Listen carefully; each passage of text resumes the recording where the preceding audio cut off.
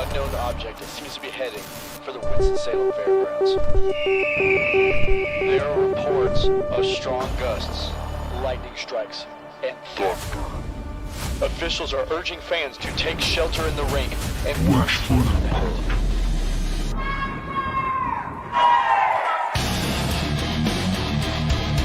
On the air. We'll have another drive here. They go back behind the net looking for a centering play. There it is. They score. It's 1-0. Thunderbirds take the lead here on the road.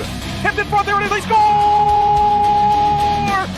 Jack just forward, comes over, and there's a hit. And here we go.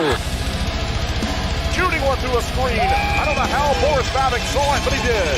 Gets to work. They fire when they score! Roman Kramer wins the game in overtime.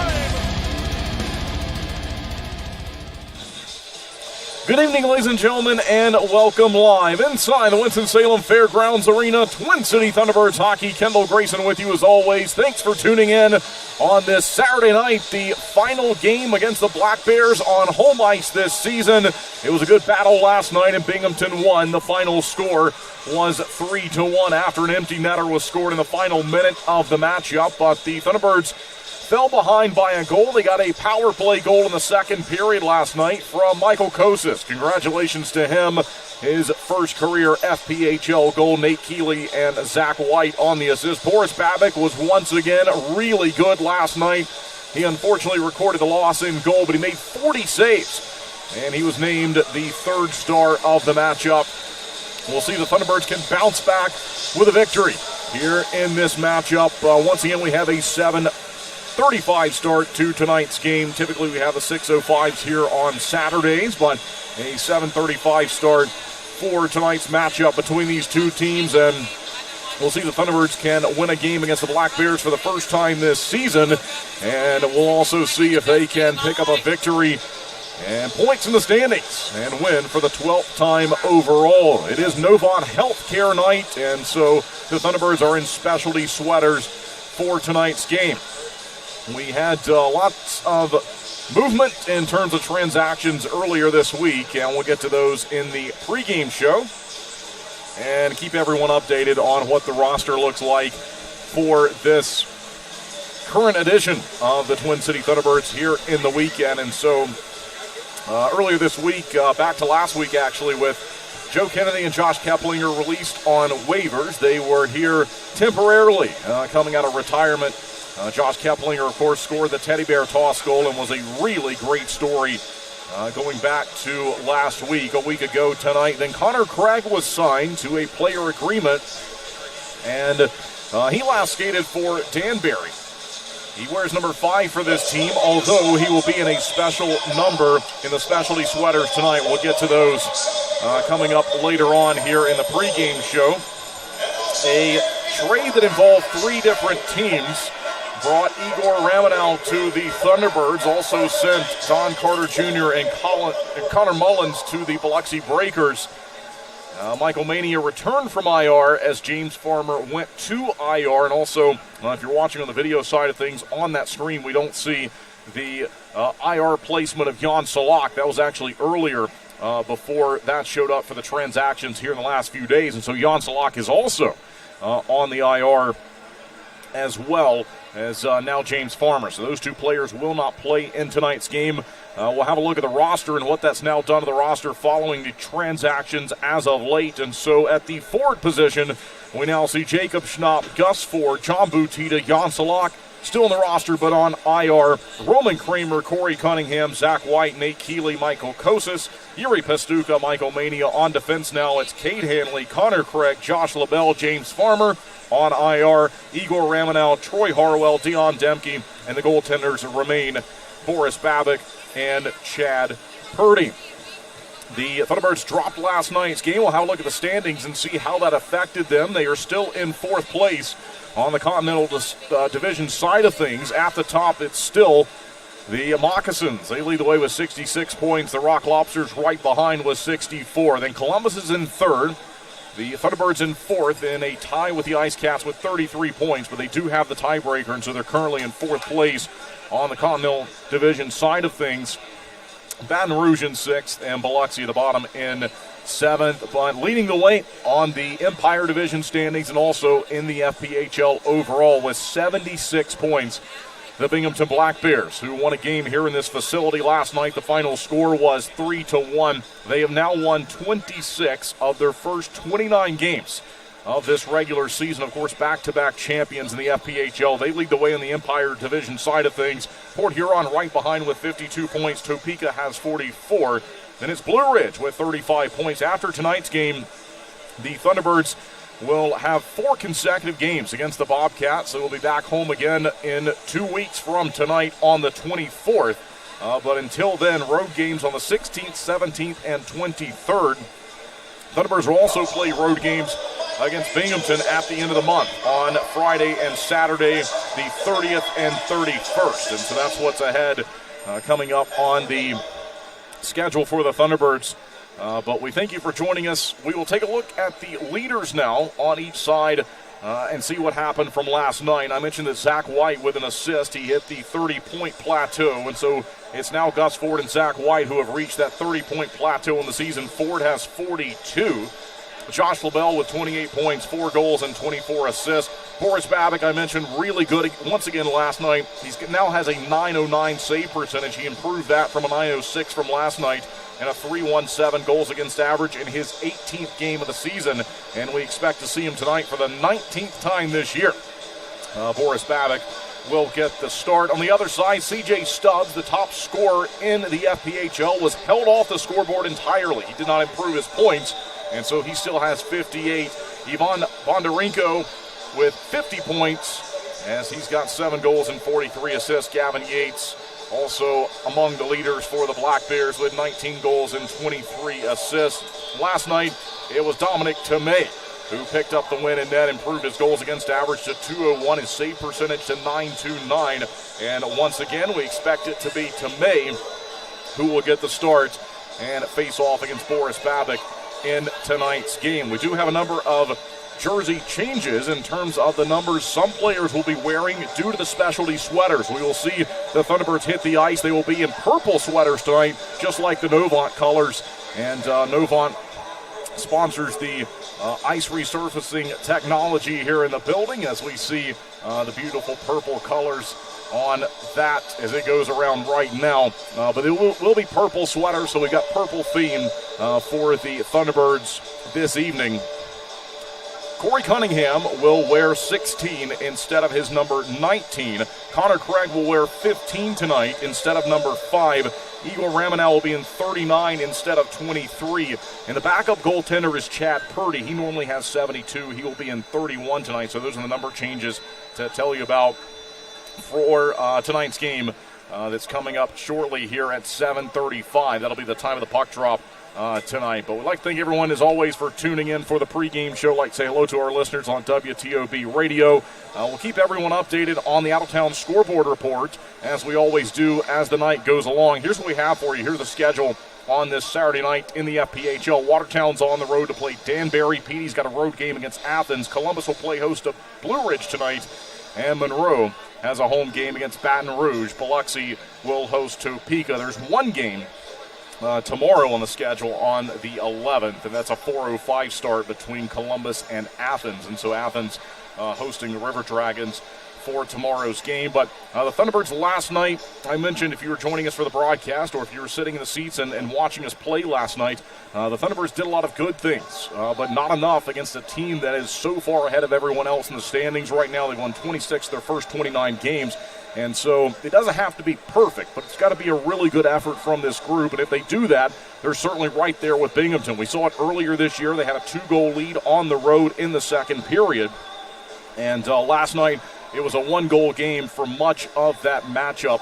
It was an ending that made it a 2-goal score there with the empty netter. But it was a really good performance from this team, and we'll see if they can continue to build on it and get the full 3 points if they can win it here in regulation. Of course, that's always the goal. So thanks, everyone, for tuning in here to the pregame show. Kendall Grayson with you as always. It's Novant Healthcare night tonight in Winston-Salem. We will step aside on the video side of things. We will hear from head coach Steve Harrison with our weekend preview. And we'll come back for the start and the call of Pine Tree Tavern first period. The national anthem, we will hear that live, presented to us as always by American Elevator Company. The Geico Winston-Salem starting lineup. We'll have a listen to who it will be live here in the building, but we can tell you it'll be Boris Babbitt, Connor Craig, Josh LaBelle, John Butita, Roman Kramer, Zach White. They'll be the starters for tonight's game. Thanks again for tuning in, and the puck drops tonight at 7:35. We'll be right back.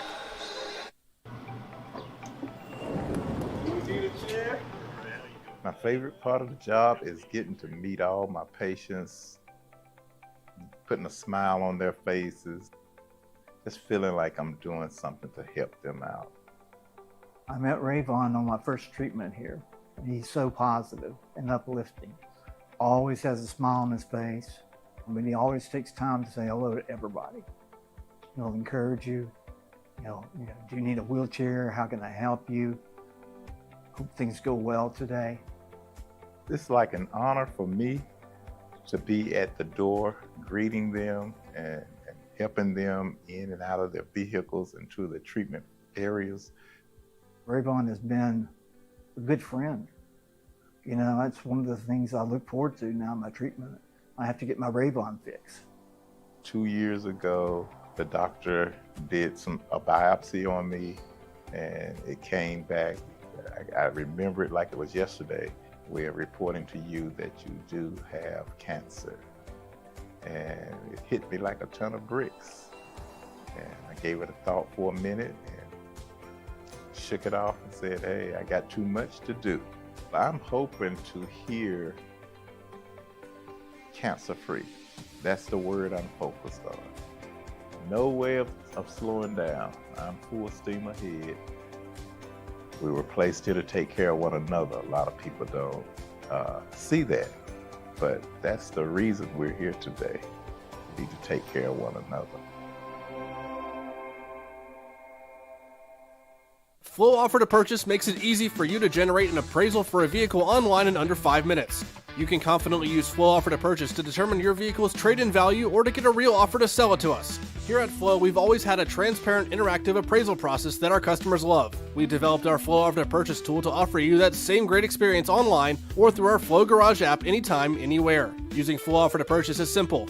Either enter your license plate number or VIN, and the system will pull up basic information about your vehicle. Some vehicles have options or extras that need to be selected in order to pull an accurate value. Then just tell us about the current condition of a few things like your tires, dents and scratches, or mechanical issues. From there, a real offer on your vehicle, whether you buy from us or not, is just a click away. Just a heads up, our staff will check over your vehicle to ensure your Flow Offer to Purchase is accurate. Your satisfaction is our priority. Flow Automotive dealerships have processed tens of thousands of vehicles using Flow Offer to Purchase, which has resulted in buying many thousands of cars from customers. Try Flow Offer to Purchase for free today. You can access this tool by clicking Sell Trade on flowauto.com or your dealer site by starting the Sell Trade dialog in the center of the homepage.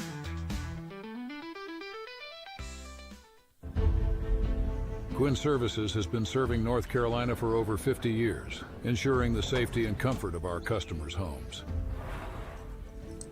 We take pride in bringing together the best electricians, plumbers, and heating and cooling technicians to bring convenience and unbeatable value to our customers.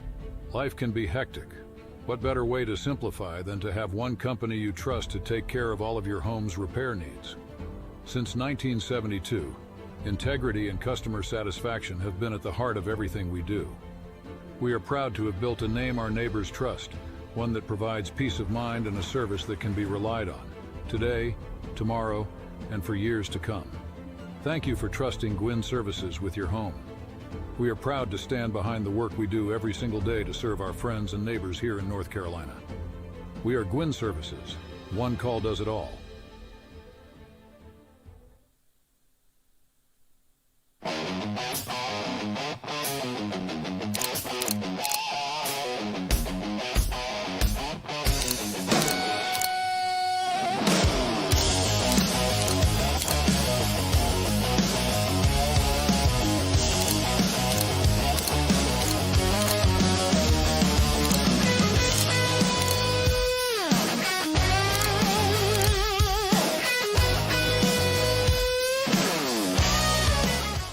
Kendall Grayson here with Thunderbirds head coach Steve Harrison for our weekend preview. The Binghamton Black Bears come to town for the only time this season, at least in the regular season, Coach. Very good team. What's the key to getting 2 wins here on the weekend? Well, we're going to have to play our best. They're a juggernaut. They've had a lot of success the last couple of years, and they're playing well again this year. So, and they're a complete team. They just play hard and do the things right. And but we're going to have to play well here. And I'm looking forward to how we match up against these guys. It's going to be. As I said, they're coming in with a lot of swagger, but we've got to play. We've made some moves here, and we'll see how the new guys fit in and how they gel with the other guys. And I like what's going on right now. As I said, we're getting to where we want to get to. We're still not there, but this team here this week, we have to play very well when we don't have the puck. And when we do have the puck, we have to be very conscious of not having turnovers. They're a very opportunistic team.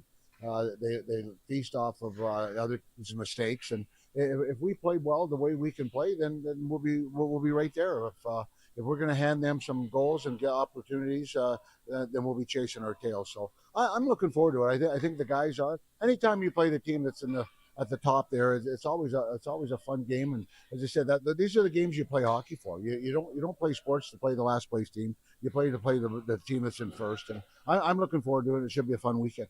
Thanks, Coach, and good luck. Thanks very much. Welcome to the future of emergency preparedness, where Novant Health is helping lead the way to make sure our hospitals have what they need to care for our communities. This 400,000 square foot state-of-the-art distribution center in Lincolnton, North Carolina, uses robotics and other forms of leading-edge technology to respond faster and smarter to the healthcare needs of our communities, especially when natural disasters strike. Strategically located, the new facility is positioned to efficiently serve multiple hospitals across the system's 2 largest regions, but can easily access other regions as well. From medical centers to hundreds of clinics that care for families across our footprint, the investment in this facility ensures Novant Health is prepared to deliver critical supplies whenever needed to wherever they're needed. Because when our teams and patients can't wait, we won't either.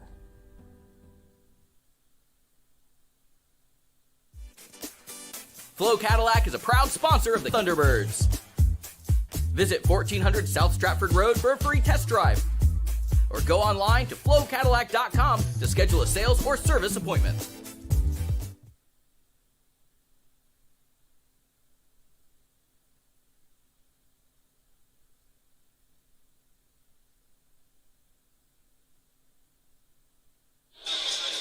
And welcome back live inside the Winston-Salem Fairgrounds Arena. Kendall Grayson with you as always. Twin City Thunderbirds hockey, and we're almost ready for the rematch of last night's game and a rematch of the last 2 finals here in the FPHL as the Binghamton Black Bears are in town. And we'll see if the Thunderbirds can bounce back from the 3-1 loss last night, find a way to win tonight's game. They'll see the Black Bears on the road 2 more times later this month. And we'll see what type of game these two give us. It was a bit of a low-scoring game last night, 2-1, then plus the empty netter at the end made it 3-1. When the Thunderbirds played the Black Bears earlier this year, back in November, it was a bit of a high-scoring game, 5-4 the final. We see the Thunderbirds exit the locker room now. The officials are about to step out on the ice. The Thunderbirds again will be in specialty sweaters due to the Novant night. And very good-looking sweaters. They will be auctioned off live, by the way, online beginning at 9 o'clock tonight. So these game-worn jerseys are going to go online for an auction later on tonight through Dash. And so Thunderbirds fans, you can bid for those online beginning at 9 o'clock tonight, and the auction is going to end on Tuesday. I think it's 6 o'clock. Is when that one is scheduled to end. And so really good-looking sweaters this team has on tonight. And certainly looking forward to seeing them battle once again. Out-of-town scoreboard report will keep you updated all night in the FPHL, but in the NFL, the Carolina Panthers have just taken the lead over the Rams. It's 30-27 and 31-27 as the extra point is up and good.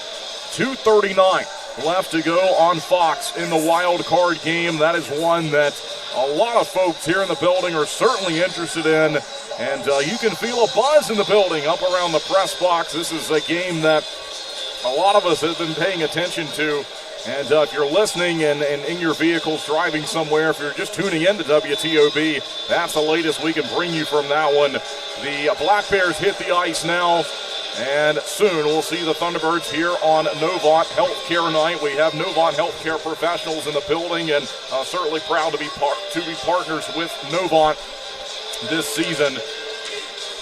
And we'll see if the Thunderbirds can find Novant 3 points in the standings, find them a win here on this Saturday night. Would be a great story.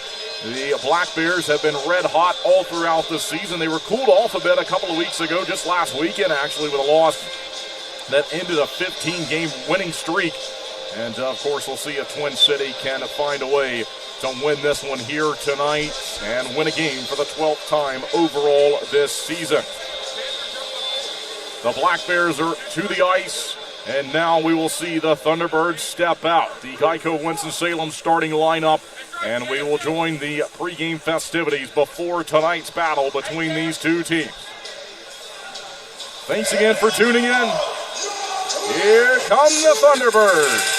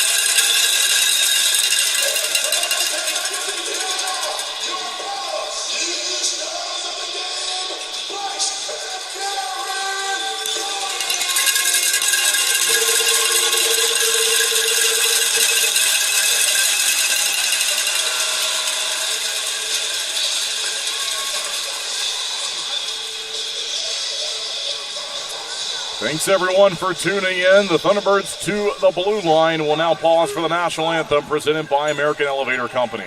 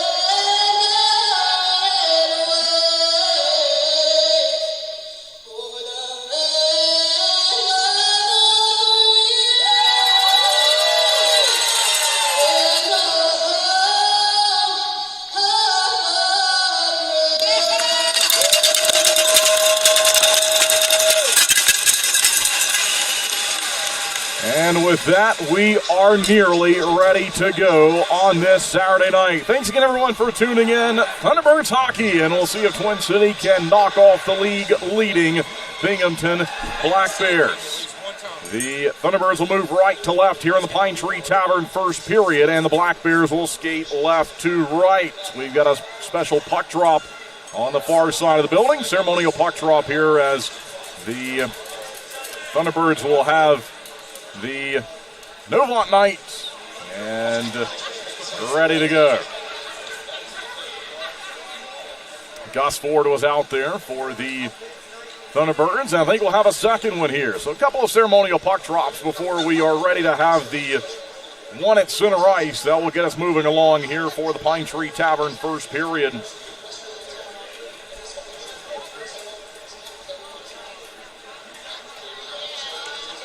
All right. And by the way, happy birthday to Billy Durham, our assistant equipment manager, who does so much work behind the scenes, and someone who is here throughout the day, throughout the night sometimes. I don't know if anyone in the organization spends as many hours here at the rink than Billy does. So again, happy birthday to him. We had Roman Kramer's birthday yesterday. Happy birthday, Billy.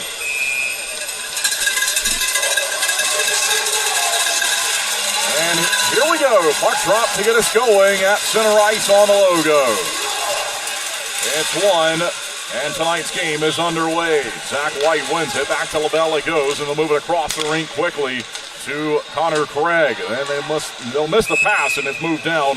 And it's our first stoppage of tonight's game. At 19:49 left to go in period number one. The Rams have just taken the lead right back on the Panthers. Again, that game is on Fox. And the Rams have the lead again. Out of town scoreboard report. We'll keep you updated as the night goes along. Defense's own face-off here for the Thunderbirds. It's 34-31 with 38 seconds left to go in the wild card game on Fox. Side of the circle, back down low, and the near side as Twin City looks to find it here. And they'll play it with Connor Craig, and he goes out in front and on Babick, and he shuts it down with a toe save. Nice job there, Boris Babick. First save on the first shot of the game. Down the rink it goes. Once again, it's Dominic Tomei, the goaltender for Binghamton tonight. Back the other way. No icing, though. And so, from the far side, it's Connor Craig. Back behind the net of Babick. He stands there, watches the changes be made across the rink as LaBelle steps over the boards. And Troy Harwell on the ice. Gus Ford out there. Cunningham, who plays it now. Corey Cunningham typically wears number 19. He's in number 16 for tonight's game. Back behind the net. Good collision along the near side boards. Binghamton, a one-timer that goes off the glass from the high slot from C.J. Stubbs. They'll try it again, and Babick has it. 18:47 left to go in the Pine Tree Tavern first period. And now we see the score bug at the top of the screen on the video side of things. Apologies there. We get that updated on the video side. Just underway, though. Here's Cunningham. He'll flip it down the rink. Played by the forehand of the goal stick of Dominic Tomei. Long shot there, back in behind the net. As we'll see Ford looking for it. Nearly had it out in front. Now he takes it again. Gus Ford off the very top of the glass along the near side. They'll battle for it here in the attacking area. Back out to the neutral zone. It's Ivan Bondarenko. Bondarenko's onside. Stubbs. They nearly took it away. Shot in on goal. Rebounds there. They're looking for it. They fire it on Babick. And a save made far side. Now it's back in behind the goal. They'll battle for possession from there. Shots are quickly 4-0 favoring the visitors.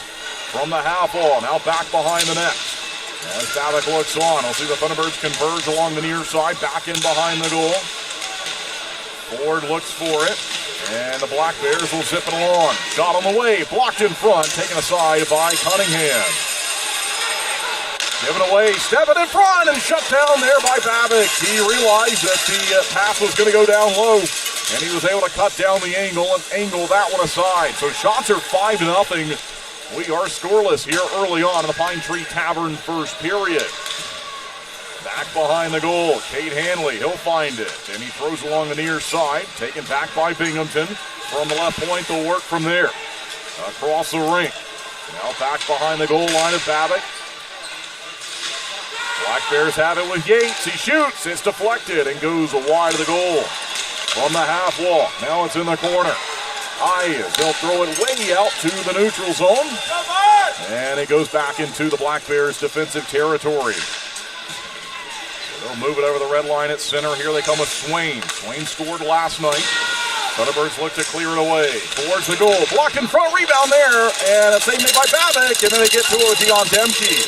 Demke looked to move it out of the zone. Now it's back to Demke again. He's got room to play it. And to the near side it goes to Igor Romanow. He wears number 39 tonight due to the specialty sweater. So we have 16:38 left to go in the Pine Tree Tavern first period. Thunderbirds still looking for their first shot of the night, as they're being outshot 7-0.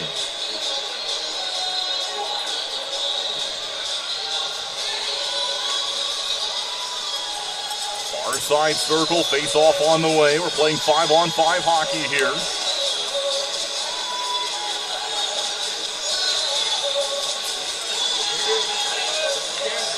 And we'll see if the Thunderbirds can win this one. No score. And down he goes, fouled by Binghamton, high in the zone. They'll move it around quickly. Long shot from Daniel Stone is turned away by Boris Babick. Out to the center ice red line, played ahead by John Boutita, the captain. Far side is in behind the goal. They'll throw it out in front, and the Thunderbirds steal it away from LaBelle. So LaBelle off the backhand gets it down low as they look to move it from there. Good steal high in the zone that time. Found here by Binghamton. They'll carry over the red line, and they'll push it ahead.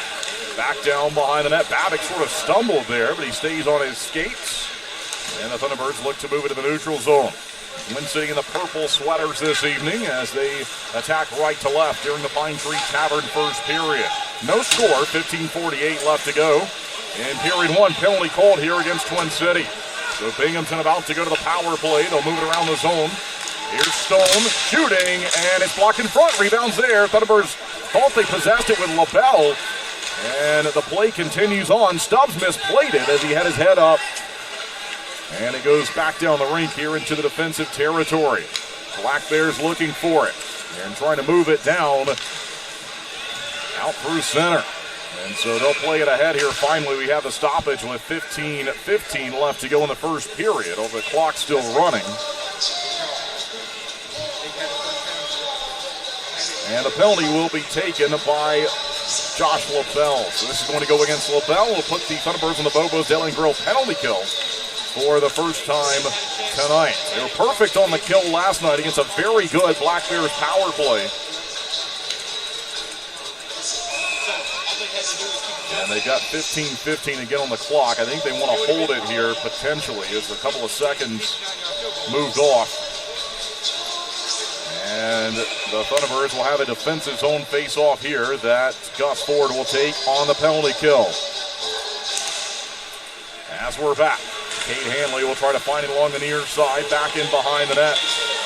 And out it goes on the clear. No, stopped at the blue line. Binghamton holds the line. And they'll move it around the zone quickly, just inside the blue paint, top of the far side circle. No shot yet here on the power play. They go to the point with it. There it is, and on goal, Babick's got it. And some pushing and shoving there as they look to clear the crease.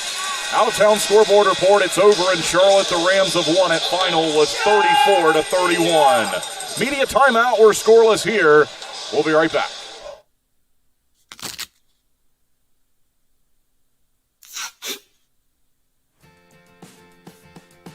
What are you doing, bub? Just fixing my chair. You should call Contract Business Solutions. Good idea. I'll give them a call.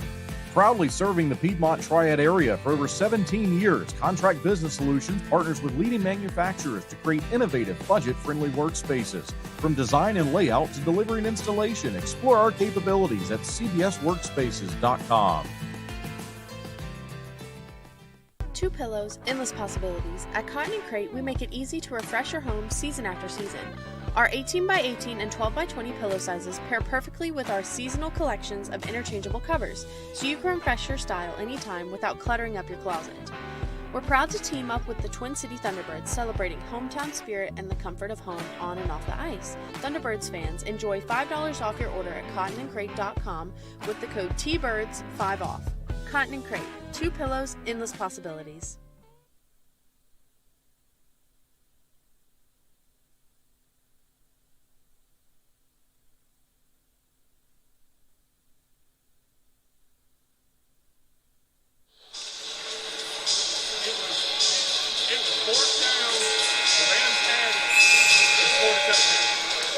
.51 left to go in the Pine Tree Tavern first period. We are scoreless. The Binghamton Black Bears, the opponent this weekend for the Thunderbirds, down in behind the goal line. They look to move it out as Hanley's being held up. Everyone can see that in the building, and you hear it below us, but they didn't call that to Jansen, and so Hanley was able to see the puck down the rink. There's Jacob Schnapp flying around out there on the penalty kill. As LaBelle's in the box, here's Stubbs onside for the visitor. Shots, by the way, are now 10-0 favoring Binghamton early on here in the hockey game. Nearly 6 minutes gone by. Shot him away, and a save made by Boris Babbitt. From the side of the circle, they'll work across the ice. That was shot number 11. Stubbs to the point he goes to number 11. D'Orazio, one more pass, and they tip it in. And it's 1-0. Binghamton takes the lead on the power play. 14:02 left to go in the Pine Tree Tavern first period, and it's the 12th shot of the night that goes in for the Black Bears. Josh LaPelle is released from the box, and the Thunderbirds down by 1 here on home ice. They surrendered the first goal of the game last night, came back to make it 2-1 in the second period with a power play goal from Michael Kosis. And give up that one there as it was tipped in right in front of Boris Babbitt, got in behind him for the goal. Well, the Black Bears had traffic in front of the net on the power play, and they were able to convert. Back onside here from the far side corner. Found high in the zone by Butita. Could be a 2-on-1. Here we go. Kramer towards the front of the net, and they couldn't get it to him with White. He was open, Roman Kramer. Now White throws it across the rink into the near side. Butita racing after it. LaBelle holds the line. Kicked around, and that one nearly made it to Zach White on the far side. Taken back, though, by the Black Bears, and they'll move it down the rink. Shot on the way, and a good shot block from Josh LaBelle. And a big collision here along the near side on LaBelle. LaBelle still standing, though, as they move it quickly across to White. Then given away, and Babbitt has to make a nice save there, and he does. 13th shot of the game. Shots are 13-0 with 13:05 left to play in the Pine Tree Tavern first period. Back in behind the net of Dominic Tomei. We've not had to call his name very often here so far, other than to identify him as the goaltender. Step on. He's onside. Near side holding on to it. Slides it down low into the corner. Back behind the net. They'll move it around the zone. Backhand shot. Save made, rebound, and Babbitt got that one with a stick. Thunderbirds chop it down the rink. This is not going to go for icing. It does not make the line with speed. And so it's 12:33 left to go in the first period. Thunderbirds down by a goal at 1-0. And being outshot here 14-0 officially. Across the zone, a no-look shot there went wide as the Black Bears try to steer it towards the goal of Babbitt. Gets in on him now, and he stops it.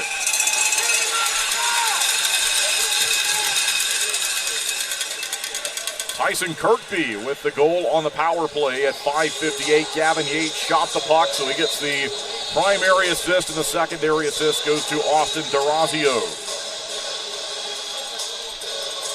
Shots on goal now 15-0.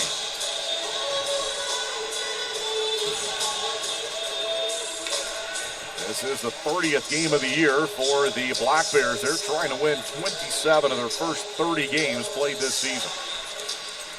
Back in behind the net here as the Thunderbirds have it, following the defensive zone faceoff. Connor Craig played to LaBelle, giving away a shot in on goal from Stone, and Babbitt makes a good save.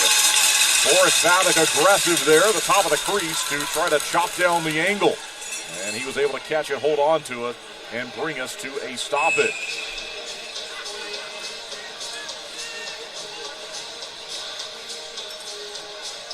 Defensive zone face-off, Nate Keeley. It finds its way to the stick of Jacob Schnapp. Schnapp, he powers his way through the neutral zone, drops it ahead, down behind the line, and a collision there from Schnapp.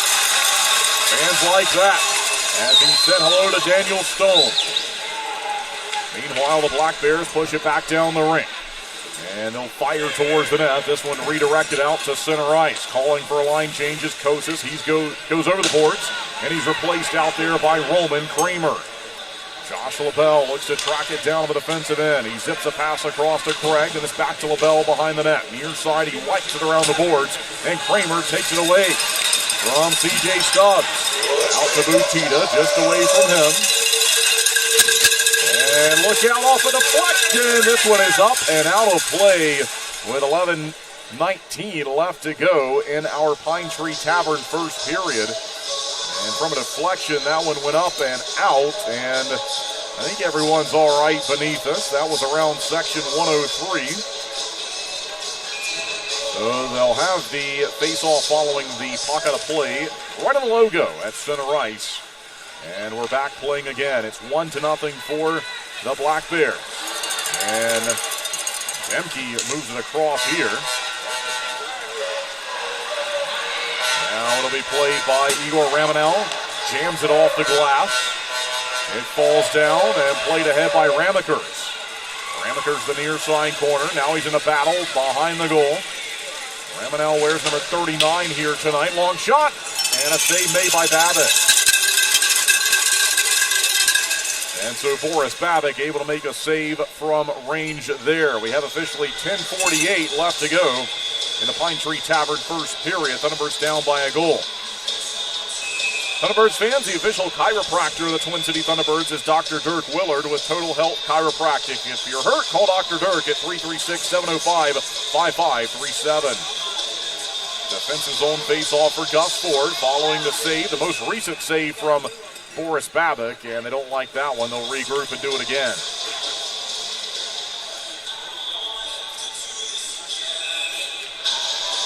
Babick has been busy. A flurry of activity in front of him that he's had to deal with early on in this game. Give away to Mac Jansen. Jansen spins it down behind the goal line. A center in front. This time a good stick from Igor Ramanel. Out to Mikey Mania. He'll zip it across. Onside, Pastuca. Long shot in on the goal. Rebound there. They're looking for it. That's the first shot of the night for the Thunderbirds. And some of the fans here beneath us stand to applaud that effort. They'll look for it here. It's Ford. And a pass to nobody as it's eventually found by Demke. So Demke backs up into the defensive end. And Pastuca moves it back to him. Shots are now 17-1 towards the halfway point of the first period. 10:08 left to go in period number one. Thunderbirds have it behind the goal. Troy Harwell had it taken away from him, and they'll chop it in off the turnover. It's 2-0. And so the giveaway behind the net from Harwell that finished in front of the goal and eventually up and over Boris Babick proved to be costly.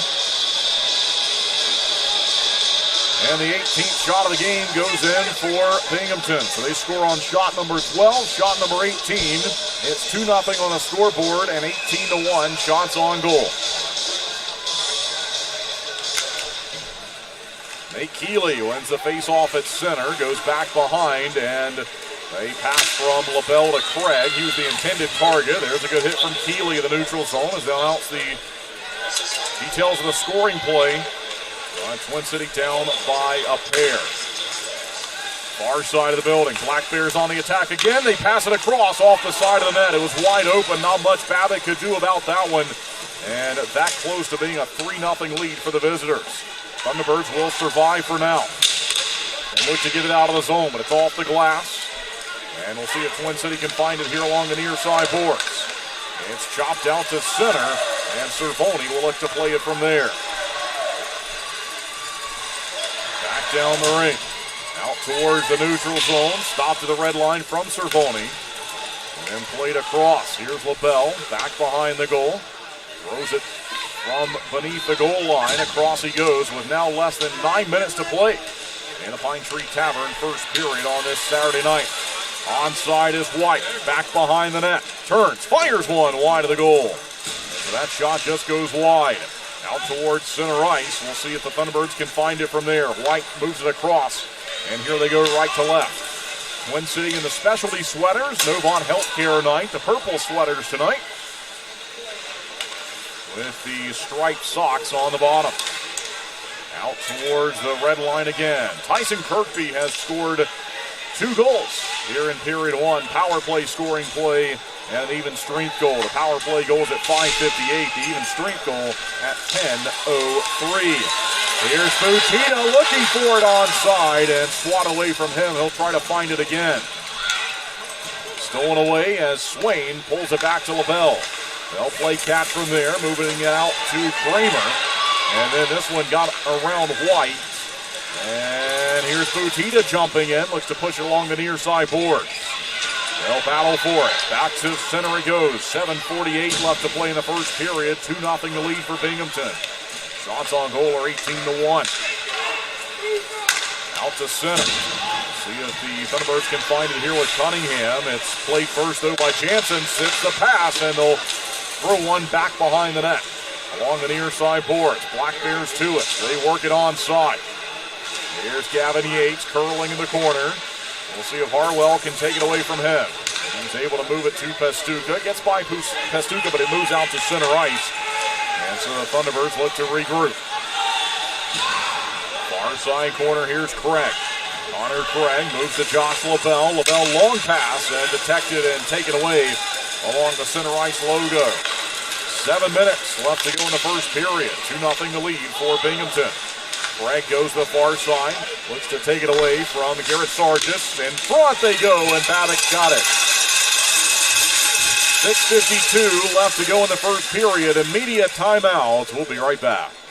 Best electricians, plumbers, and heating and cooling technicians to bring convenience and unbeatable value to our customers. Life can be hectic. What better way to simplify than to have one company you trust to take care of all of your home's repair needs? Since 1972, integrity and customer satisfaction have been at the heart of everything we do. We are proud to have built a name our neighbors trust, one that provides peace of mind and a service that can be relied on, today, tomorrow, and for years to come. Thank you for trusting Gwynn Services with your home. We are proud to stand behind the work we do every single day to serve our friends and neighbors here in North Carolina. We are Gwynn Services. One call does it all.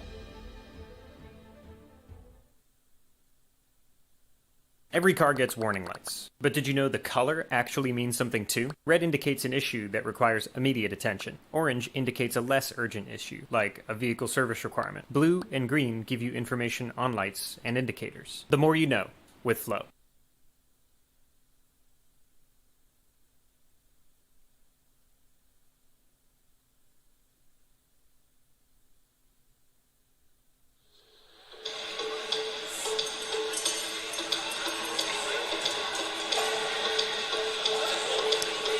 Welcome back inside the Winston-Salem Fairgrounds Arena. During the media timeout, I think that is as animated as we've seen head coach Steve Harrison this entire season. He had his players huddled in front of the bench, and I don't know what he was saying, but it was not going to be pleasant. I can guarantee you that. He was really upset across the ice. And the Thunderbirds are down by 2. They're being outshot 18-1 with now less than 7 to play in the first period. So we're back as the Black Bears will have it in from center, and it's offside as they call this back at the blue line. The puck carrier was Garrett Sargis. Sargis last night scored the second goal for the Black Bears. Swain had the first one, and then Stone had the final one. And tonight it's been 2 goals from Tyson Kirkby. Power play goal and an even strength goal. Gavin Yates and Austin Durazio assisted on the first one. Ivan Bondarenko and C.J. Stubbs assisted on the most recent goal here in the matchup. From the red line at center, it's put on side. Babbitt had a play, then he came way out, and Craig will find it here behind the net. They move it across. Pass near side to Stone. Stone will move it down to the near side. We'll see the Thunderbirds battle for it from there. Craig and LaBelle looking to take it away. Butita goes across, lays a check. Falls down as he throws his weight around. We've got 14 minutes gone by in period number 1. Long shot away, and Babbitt made a save with a glove and sort of made the windmill motion and couldn't control it. And that actually worked out for the Thunderbirds as they find it and cross onside. Zach White looks for possession now. It's back in behind the goal on Dominic Tomei, who is 1 for 1 on shots on goal and saves here in the first period. White to the logo at center. He'll steer a pass up the far side. Yuri Pastuka, he's onside with it. And then dropped it back behind him. Across the zone, Gus Ford looking for it. Pastuka has found it. Throws it just wide of the net on the long shot. Dion Demke, he'll push it along the near side boards. Ford goes up top and on goal. And they got the tip, but it went just wide. The shot was from Cade Hanley. And the Thunderbirds look to tip that one in behind Dominic Tomei.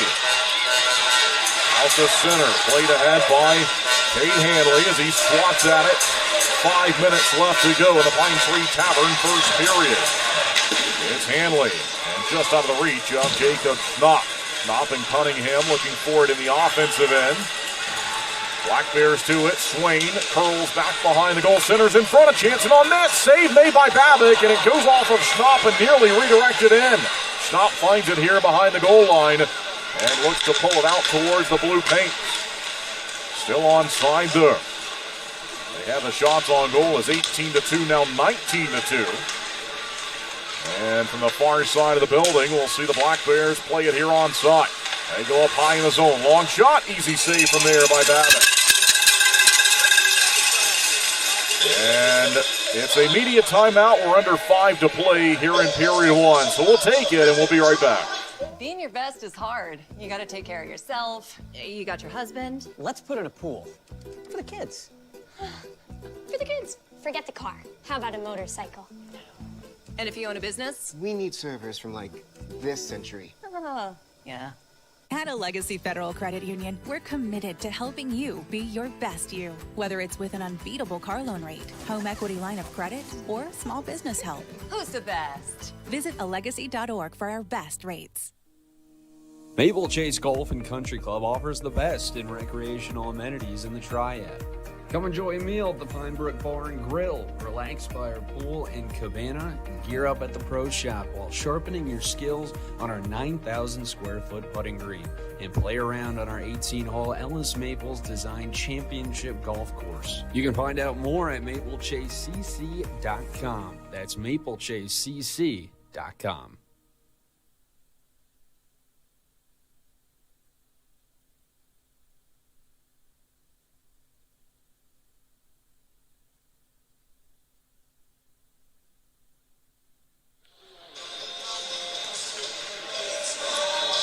We return from the final media timeout of the Pine Tree Tavern first period. Thunderbirds on home ice tonight. They will play their next 3 games on the road and then be right back here for a Saturday night showdown on January the 24th, their final home game of the month.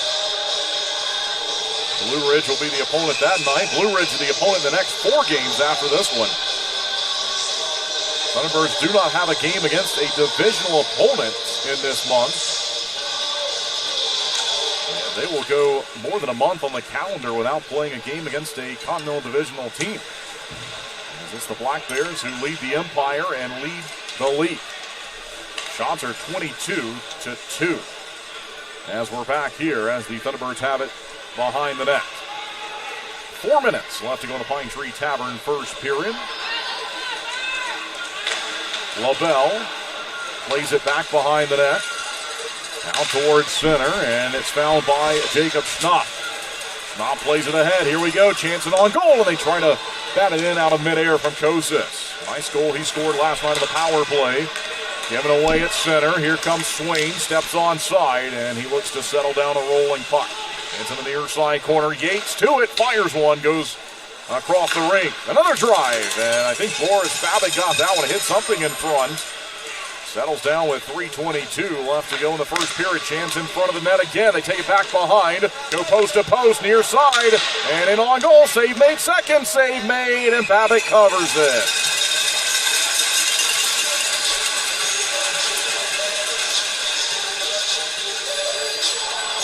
Boris Babick has been really good tonight. And it's unfortunate that he's had to be, as Roman Kramer comes over to give him a tap. Zach White as well. If Boris Babick had showed up with his average stuff tonight, I don't think there'd be just 2 on the board at this point. Thunderbirds certainly need to get going, not only on the scoreboard, but the way they're playing. Far side of the building. Hanley will put it back behind the net. Here's Troy Harwell. Moves along to Roman Kramer. This one goes by the outstretched hand of John Butita and played ahead. And from the red line goes across. Butita, nice job to transfer it from the skates to the stick. And now it's White. He'll find Butita down low. Butita back down to Roman Kramer. Butita knocked down from behind as they'll battle for it along the near side. Here's Kramer. Bumps it up top, shot on the way. Save made, rebounds there. They're searching for it. They bump it down low again. Fouled by Butita. Up high they go. In on net from Harwell. Rebounds there. Covered up by Dominic Tomei.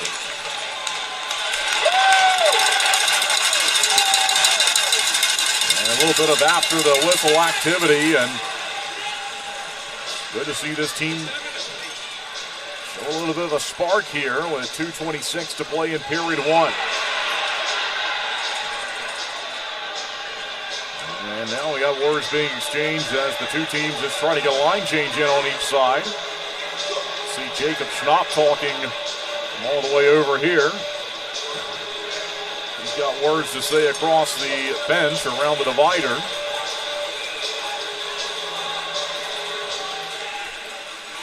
Face-off win. Cunningham gets steamrolled. Helmet almost snapped off his head and able to make a play on it as Stubbs will get to it here for the Black Bears and chip it into an open corner. Near side, Corey Cunningham. Cunningham dances back behind the net, goes indirect off the wall, and out towards center they go with it. They'll snap it ahead. Cunningham chopping after it. CJ Stubbs finds it. Rips it across the rink. Binghamton onside here. No shot. There it is. It goes wide. We're under 2 minutes to play in the Pine Tree Tavern first period. Out to center. They'll zip one out and see if they can find Cunningham to locate it. Pastuca had a chance on it as well, but taken back by Binghamton. Here's Stubbs. Back behind he goes to find D'Orazio. D'Orazio into the near side corner. LaBelle. Now towards the center ice logo. The advance was stopped there by Daniel Stone. He gets it again. Near side to Tyson Kirkby. Back behind the goal. 1:25 left to go in the Pine Tree Tavern first period. Thunderbirds down by 2. Josh LaBelle looks to track it down. Zips a pass to Cunningham. Corey Cunningham onside. Makes a couple of good moves, and he tried to feed a pass to Schnapp. Jacob Schnapp found it, pushed it along the half wall. And out to center he goes. There's a hit back behind the play, and a penalty call. And so 65 seconds left to go in the Pine Tree Tavern first period. And the Thunderbirds will go to the power play as Cunningham was knocked down.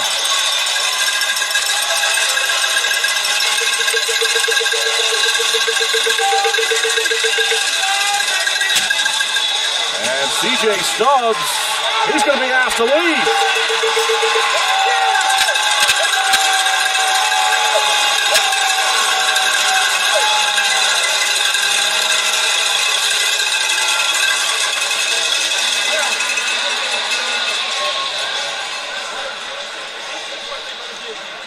Well, Stubbs took a penalty on the hit to Cunningham, and then I saw that he got the extra one there as they signaled the unsportsmanlike conduct. And then after that, he started throwing a tantrum, put his stick on the glass a few times, and he'll take the night off.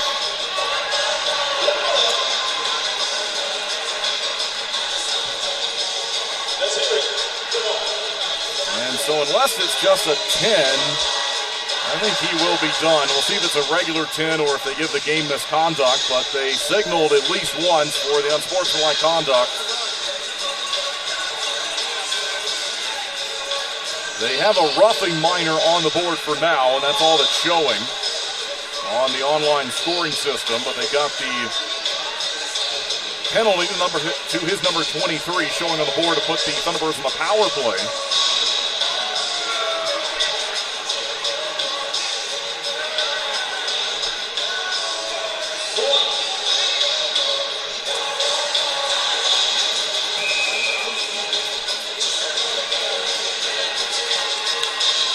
Twin City's got the man advantage here with 65 seconds left to go in period one.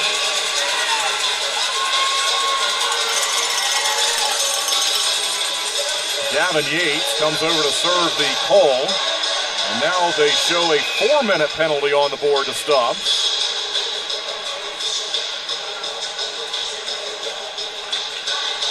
And so we'll get that up there for our video crowd watching on YouTube tonight. Thanks for tuning in on WTOB Radio as always, everyone. Hope you're enjoying this one. Let's see if the Thunderbirds can find some offense on the power play late in this period. Cunningham looks up, fires one, and that one nearly went in as Butita had a tip on the doorstep. Cunningham lost his twig, and down the rink it goes as the Black Bears find it, and they clear. So they're announcing the penalties, and they announce the power play here for the Thunderbirds as Butita jumps onside over the blue line. Stick handles it high in the zone. And they announce that Yates is serving the penalty, so they do have a unsportsmanlike, which was a 2-minute, roughing that was a 2-minute, and an abuse of officials, 10-minute game misconduct now showing to C.J. Stubbs. And so Stubbs is done. Out to center, and a penalty called here against the Thunderbirds, and this is going to be a trip, and that'll even things up with 6.1 seconds left to go in period number one. Mike Kosis is guilty of the infraction.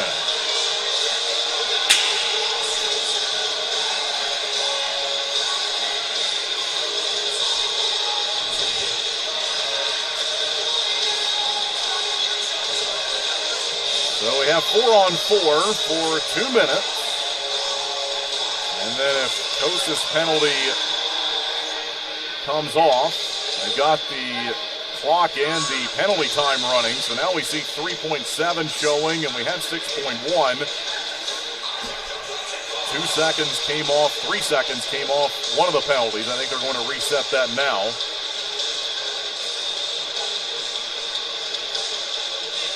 So it's 4-on-4 for the final few seconds here of the first period. We'll get the penalties reset for you in the break. Perhaps the last face-off of the period. Near side, here's Hanley. Hanley holding on to it, and that's it for period number one. And so that takes us to our first intermission break with the Thunderbirds down by 2. The score is 2-0. Thanks, everyone, for tuning in tonight. Kendall Grayson with you as always. We appreciate it on Novant Healthcare night. And the Thunderbirds, they've got work to do. Down by 2 after the first period. We hope you enjoy the intermission programming. We'll be right back. I could go out and do something, and then I'd be done in about 10 or 15 minutes. I was just out of gas completely. Quality of life was not good. And in fact, last year in January, February, Dr. Rommel had started introducing the idea of heart transplant. And the next appointment, he says, hey, I've got this idea I want you to think about, which turned out to be Barostim. Barostim is a new technology. It helps heart failure patients, improves their quality of life. It is a minimally invasive procedure. I've been very impressed with how well Chuck's done with the device, and his wife actually stopped me and said, no, you don't understand, like I got my husband back. And that was a really big moment, I think, just to kind of see that this device really does have the ability, the Barostim has the ability to help our patients in the community feel better. We just got back from Florida visiting friends and family and kayaking. 1 week we kayaked 5 out of 7 days, ended up being about 25 miles. Last year this time I was really wondering if I would be able to go.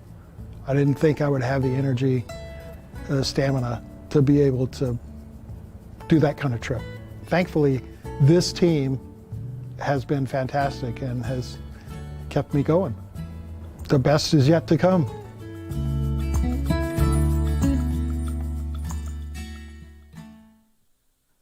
No, you've come up with obviously you had a hand in this logo. You had a hand in a couple of different variations and ideas, and you want to talk about that?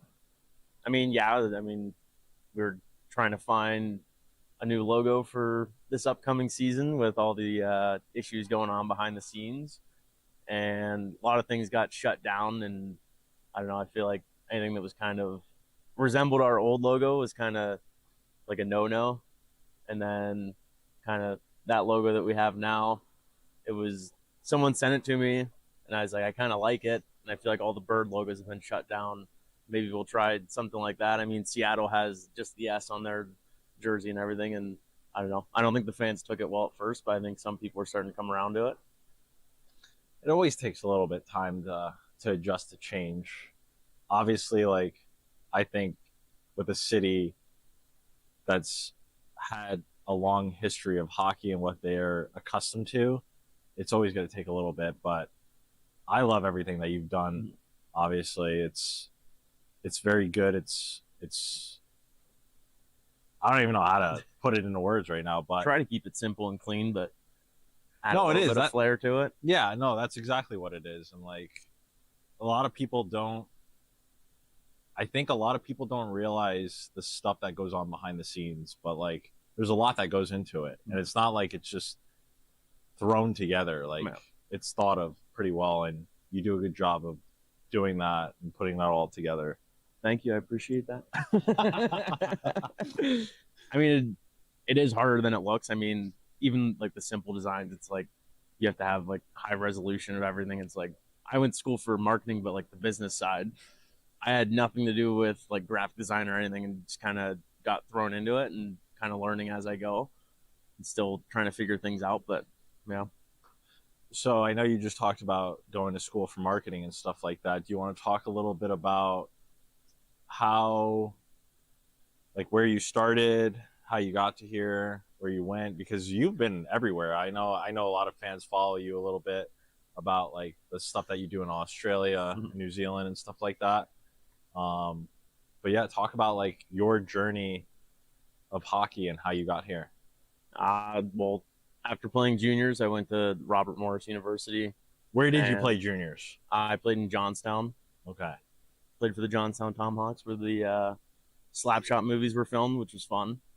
So I played there for 2 full seasons, a little bit my like last year of 18s, but then committed to Robert Morris University. Played on the NCAA team my first 2 years, and then like all the funding and everything got cut for the program. So there was no longer a team, and then there's club hockey there. There's like 3 different club hockey teams, and they honored our scholarship. So I was like, I'm going to stay and play. It's 10 minutes from home. I'll move back home, live with my parents, finish out school. And then it was always my dream to play at least 2 years of pro hockey and see how far I could go. And then at the end of my senior year, got a call about going to Australia, which I had no clue there was even hockey there. And then ended up going there about a month later, and then was hoping to play in like the SPHL or something, like sign somewhere. And it wasn't until the very end of summer I got a call from Ryan Crothers. He was the head coach in Fayetteville at the time. So I signed there, but the week before I was about to sign to play in Germany. And then my goal was playing the SP that year. So I signed the SP, kind of went to camp there, got cut maybe 3 times from Fayetteville. And then they asked me if I wanted to come. 3 times? Yeah. It's a lot. I had 2 times in 2 weeks. How does that happen? And I still kept going back. I went back a 3rd time. But they wanted me to stay close. They said they wanted me later in the season. So I was like, all right, I'll go to Carolina. It's only, an hour and a half away from Fayetteville.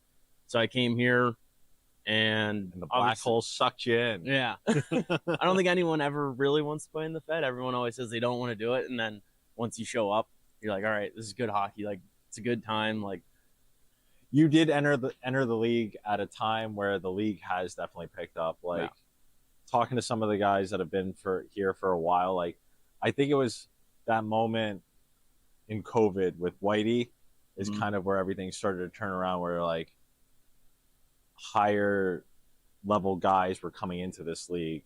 So like, I'd like to take a moment and say thank you to all the great nurses and doctors on the 8th floor over at Novant Regional Medical Center. They rock and roll. In my studio, I'm just having a moment where I'm playing music, and I do a lot of videos, and sometimes I just do videos to share with friends and family, but I just wanted to share one with Novant. just to say that, you guys really, you helped somebody that really appreciated it. I was obviously worried about my wife being in the hospital, but I saw she was under great care. There was a lot of concern. They were checking regularly. I just can't speak more highly about the place. I went to my doctor having an issue being able to breathe, major shortness of breath. They took me straight to Novant. The care was excellent. I did not want for anything. The staff was super compassionate, real concerned about my every need. The whole team was really good.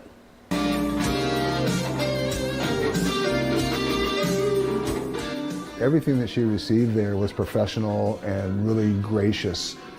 And I mean, honestly, it compelled me when I came home to say thank you to everybody there. A lot of times I daydream when I play, and I think about things I'd like to hear. And if I was somebody that was given the excellent care that Novant gave my wife, I'd want someone to reach out and say, hey, thank you for being there. Thank you for doing what you do and doing it as well as you do. I just want to take this moment to thank everybody from Novant for the great care you gave my wife. She was on the 8th floor, 824, and everybody was great, and nobody was late. So if you're going to get sick, and you're going to go down, Novant is the best place in town. That's right. Get yourself an ambulance ride. You ride for free. When you get there, tell them you were sent. Sent by me.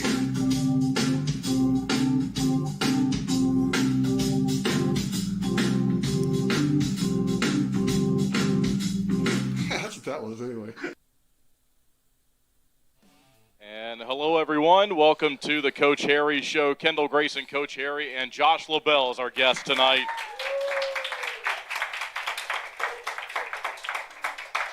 And glad to be back here again at Little Italy. Thanks, everyone, for coming on this Monday night.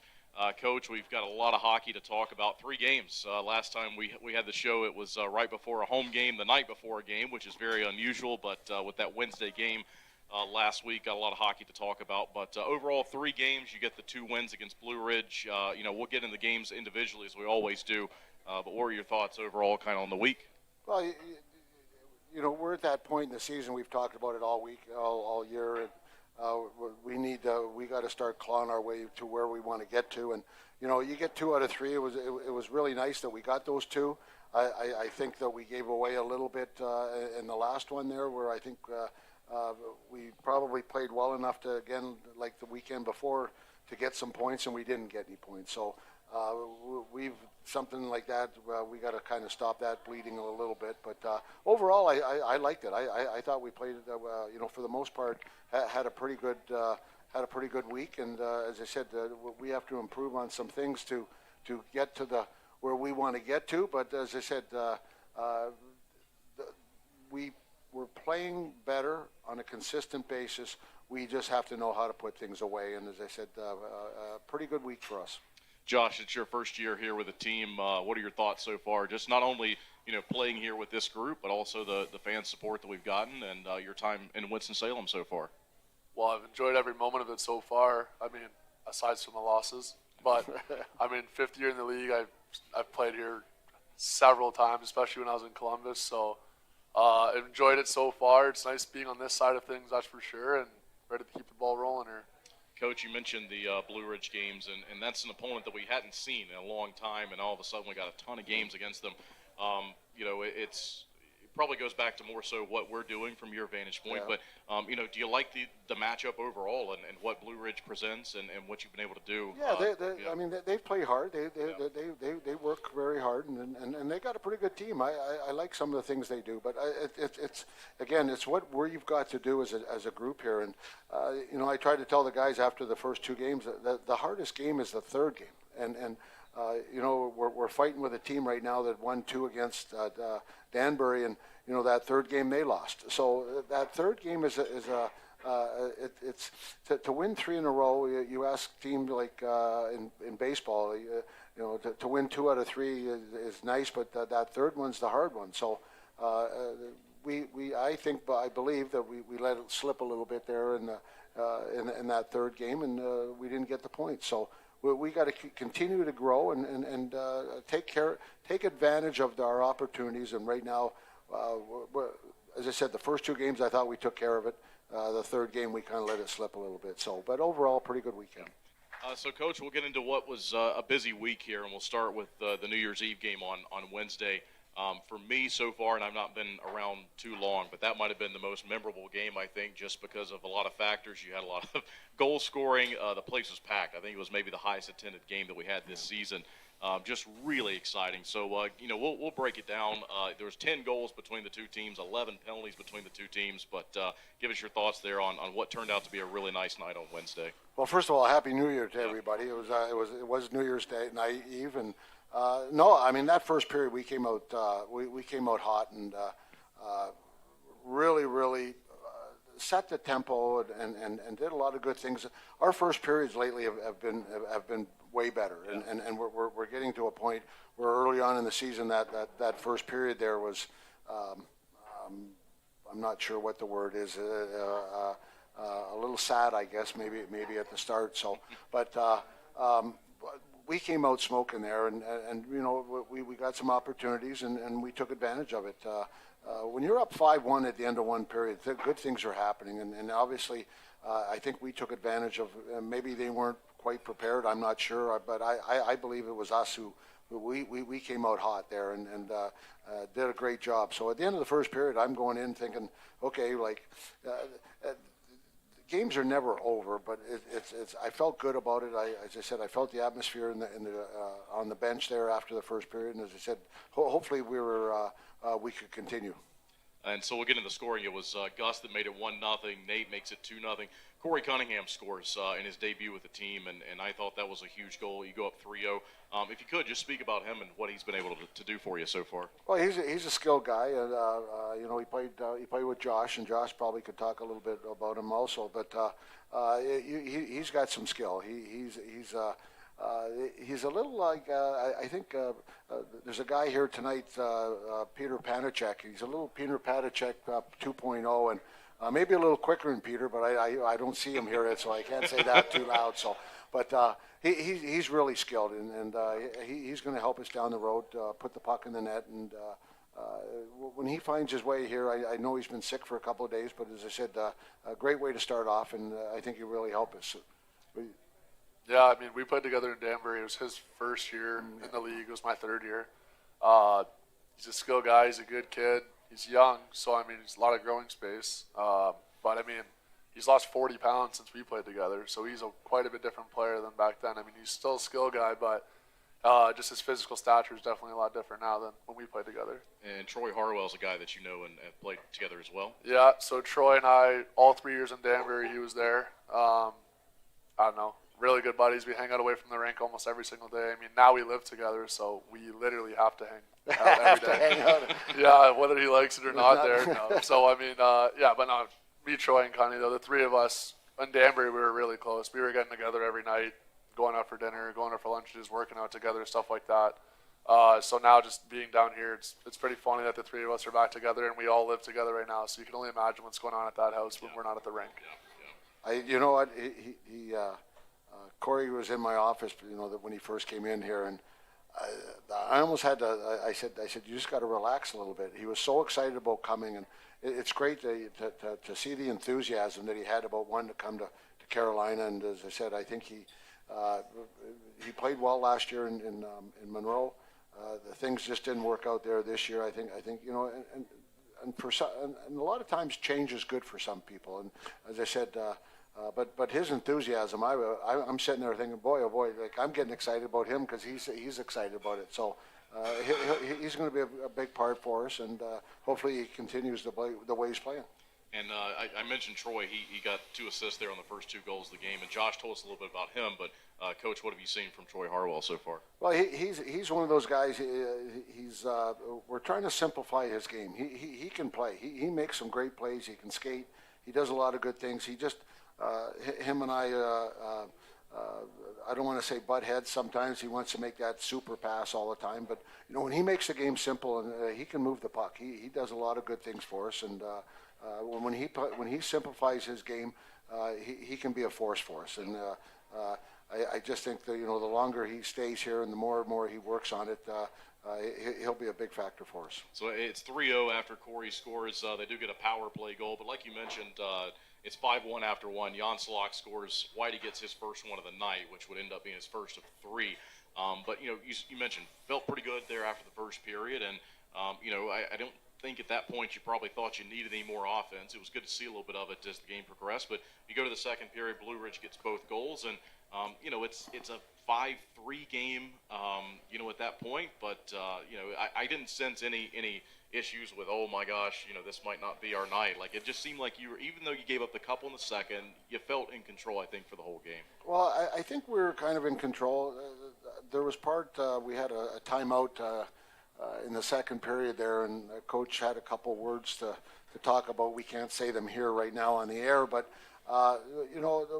we can't take our foot off the gas, and it's like a street fight. You get a guy down, you can't let people up, or you can't let the team back in the game, and we took our foot off the gas. And as I said, a lot of times, you play a first period like that, and you're flying so high, you think you can duplicate it. And we talk about regrouping and resetting all the time, and not just period by period, but shift by shift. And as I said, I just think after that first period, we hadn't been up like that all season, so it was a new adventure for us as a group here. So we just didn't come out the way we wanted to, and they took advantage of it and made it 5-3. But what I like the most is it's how you keep. We talk about responding, about how we did, and I thought the third period we took back over and finished the task. But hopefully we don't have those second periods after we get up like that again. So that's hopefully it was a learning lesson. Definitely.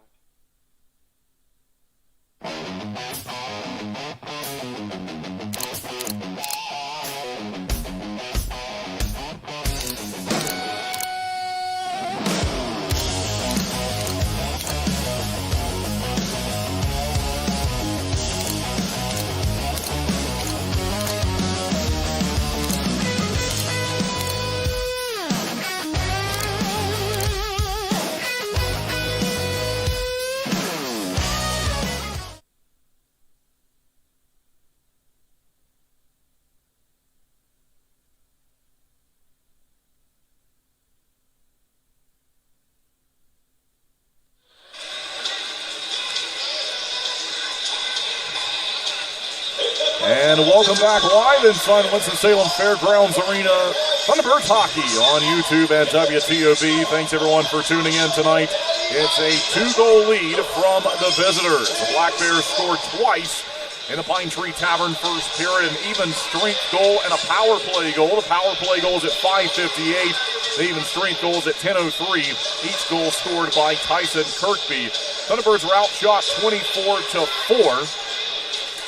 CJ Stubbs was ejected, a abuse of officials misconduct penalty, and a sportsmanlike conduct penalty, and a roughing minor, all at 18:55, and his penalty being served by Gavin Yates. Mike Kosas took a penalty at 19:54, so we're playing 4-on-4 hockey to begin this second frame of action this evening.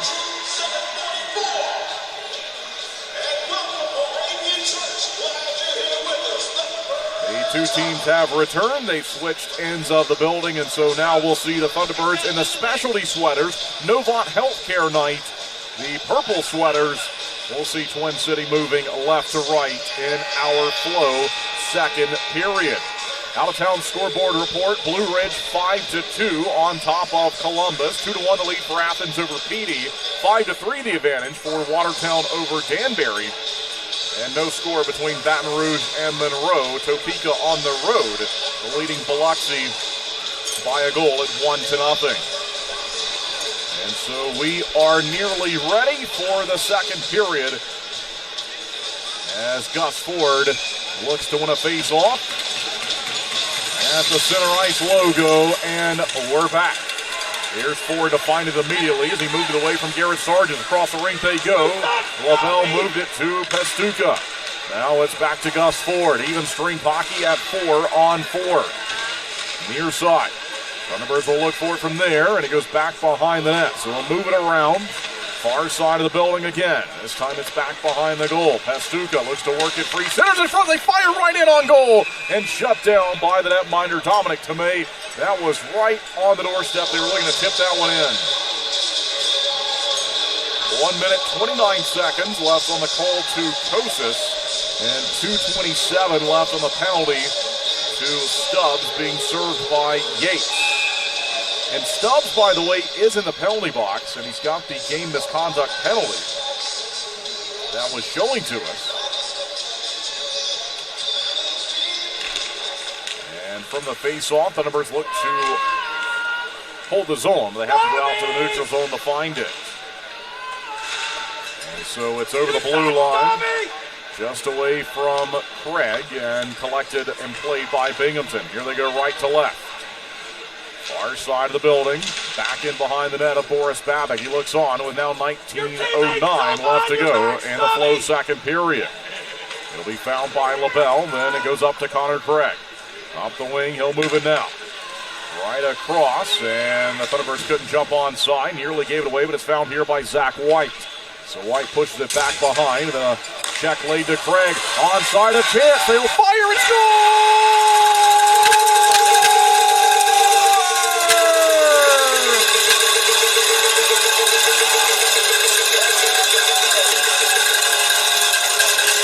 Zach White, 2-1.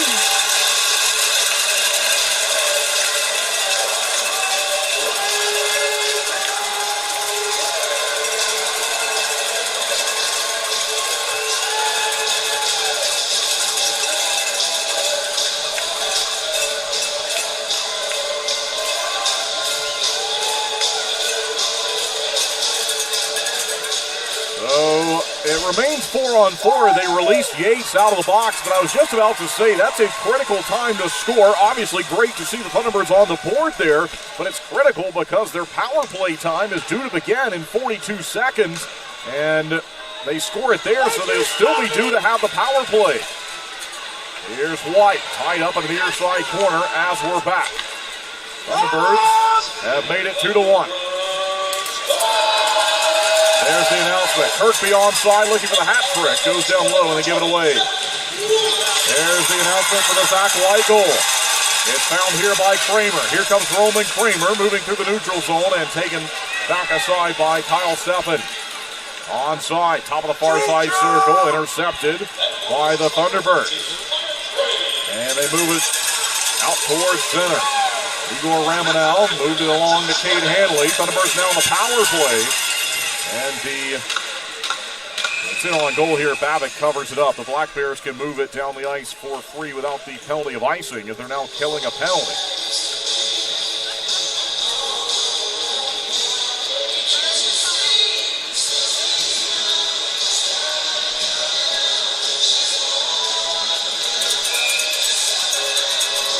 .52 seconds left on a 5-on-4. Defensive zone face-off for the Thunderbirds. They're down by 1.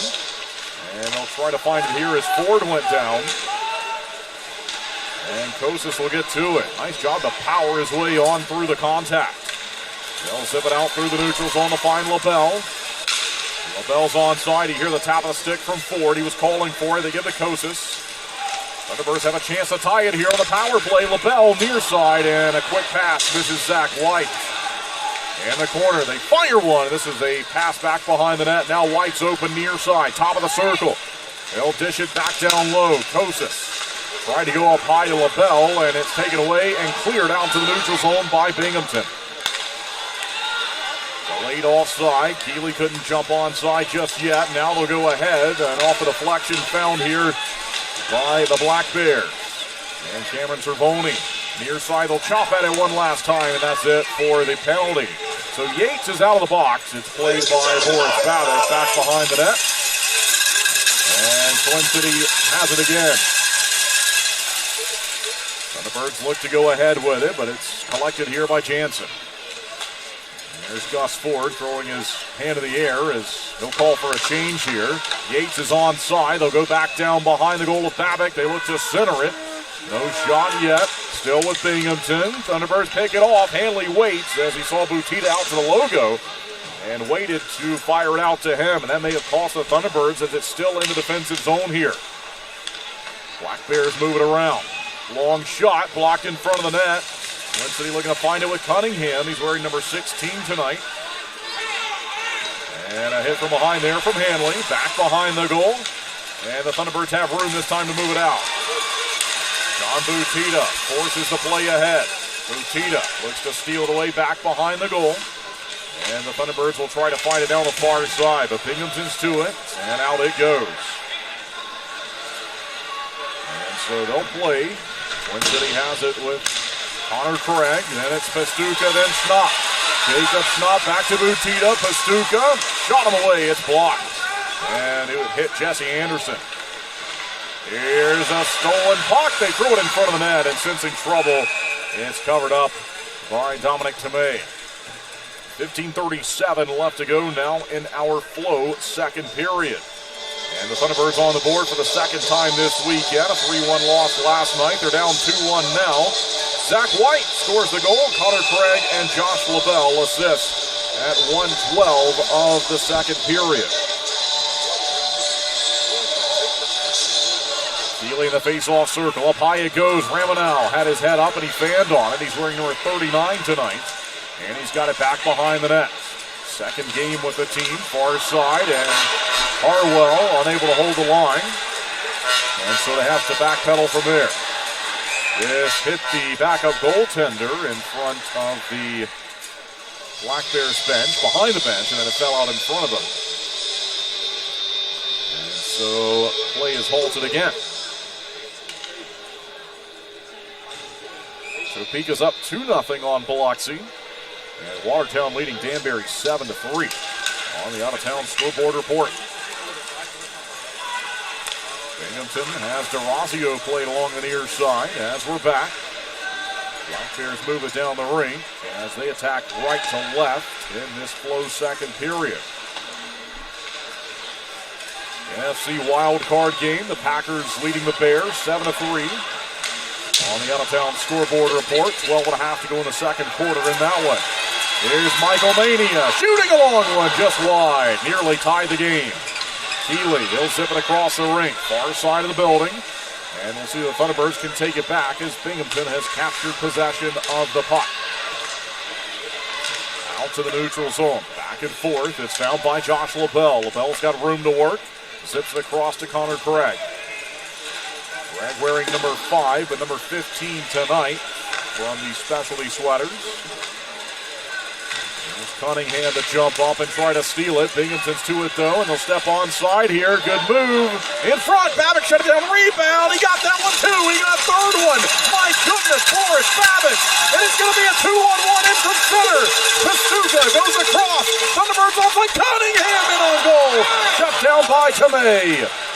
A rush down the ice, and they found the trailer Cunningham. They landed the pass back to him, and it remains a 1-goal lead for Binghamton. Black Bears back behind the line, feeling some pressure. It creates a turnover, and Corey Cunningham chipped it ahead. The advance was stopped by Binghamton. Demke getting back defensively along the near side. Behind the goal they go. They'll look to center, and they'll miss the pass. It's out to center. Forrest Babic, spectacular saves here in this game. Shots are 27-7. Black Bears have it onside. They'll throw it in front of the net. Now it's back behind the goal of Babic. They try to go post to post. He's got his legs stretched down to the far side. And now he watches the play down the rink. Back behind the goal. 13:05 left to go in the Flow second period. Bondarenko zipped the pass. They'll look to shoot it now. And a dribbler off deflection. And it goes wide of the net. Down the rink it goes into the corner. And this is going to be called for an icing. Media timeout, but the Thunderbirds cut the lead in half. Zach White scores. It's 2-1. We'll be right back.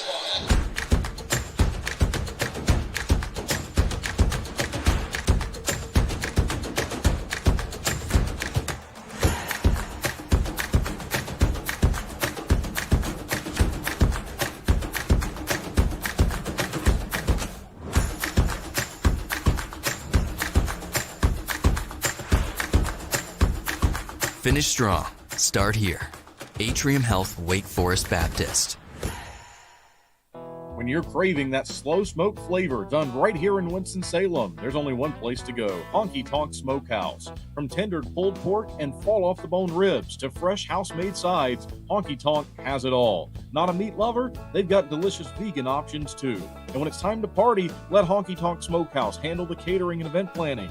They'll bring the flavor to you. Stop by 145 Jonestown Road and taste why the locals here can't get enough. Honky Tonk Smokehouse.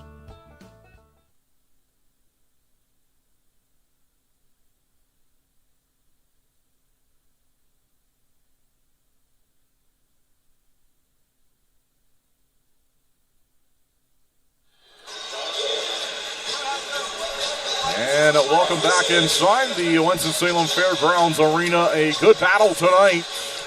A scoring update, by the way, at 18:55 the first period. C.J. Stubbs was listed as a game misconduct abuse of officials for 10 minutes. That has been dropped down to a regular misconduct. And so that's what I had suspected was going to be the case when we saw him sitting in the penalty box to begin this period. We're back now. Thunderbirds. Through center quickly, Demke's in front, and in on goal, rebound goes wide, penalty called. It's a hook. And so Demke, he was flying through the neutral zone there and had a really good chance.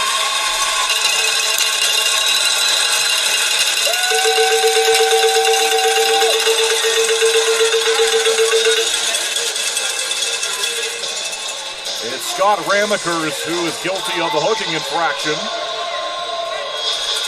That was the Thunderbirds' 8th shot of the night. I saw and knew that the delayed call was on the way, but I had to pause and not give much notice to that because the Thunderbirds still had a chance to score there. They put one in on goal, and it was a bit of a rebound that they certainly could have tied the game up with. We'll see if they can do it here. On the power play, they've got it. LaBelle to Ford. Ford down low.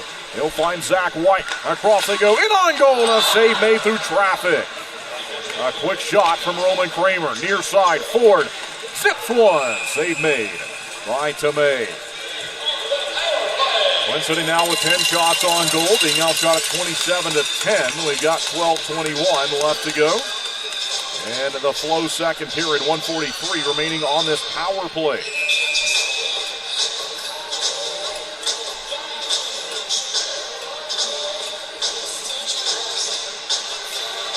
15.8% the power play on the season for the Thunderbirds. LaBelle finds Ford. Ford, and it moved away from him, and it's out to the neutral zone. So the Thunderbirds go back to collect it all the way in the defensive territory now.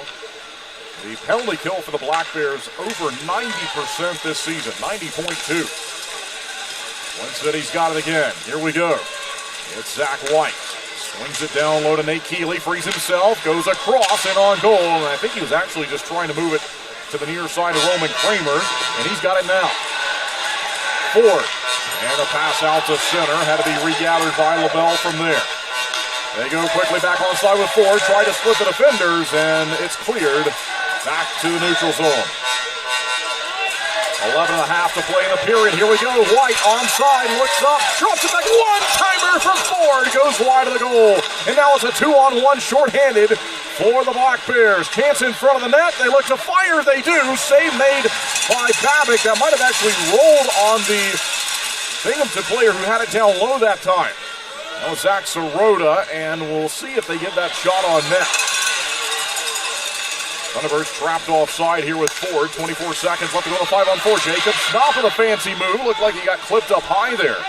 And continues on in the near side corner. It's cleared one more time for the Black Bears on the penalty kill. Now the Thunderbirds will only have about 9 seconds to work on the 5-on-4. They're down by a goal at 2-1. Shots are 28-12. Here comes Connor Craig. Onside, gave the pass. Will drive it. Save made by Tomei. And that is going to be it for the power play. We're playing 5-on-5 again as Dominic Tomei is able to get a stoppage.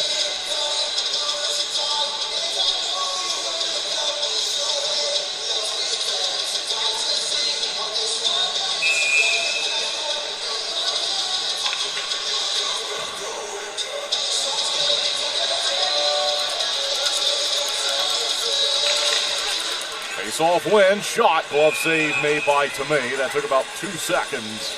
And they'll regroup and do it again. Another shot on goal, though, for the Thunderbirds. That'll be their 14th of the evening. Far side circle face-off. And they look to gain possession as Butita sees it back behind the goal line. Now they get it to it. Butita centers in front and had a play there to Cunningham. Out to the neutral zone. It's moved ahead by Igor Ramanel. Back behind the goal. And the Black Bears will look to move it out. They give it away. Cunningham has Pastuca in front of the net. Gets it to it. They fire it. And it goes wide of the goal. Pastuca gets knocked down on the near side corner. And here come the Bears the other way. 2-on-1. Yates across, and they block the pass. It's back behind the net. Twin City looks to find it from there. Out towards center, no. It's stopped at the top of the far side circle. Briefly possessed by the Thunderbirds. Binghamton fires it on goal. Good save made by Babick. It's 2-1, 9:46 left in the Flow second period. We'll step aside and be right back. Looking to buy, sell, or invest in real estate around Winston-Salem and the Triad? Meet Jennifer Sapp, your trusted local realtor. With nearly 30 years of deep experience, Jennifer specializes in everything from historic homes and remodels to investment properties, college town housing, and short sales. She's known for honesty, integrity, and making the process as stress-free as possible. Ready to make your move? Call 336-782-3148 or visit jensapprealty.com today.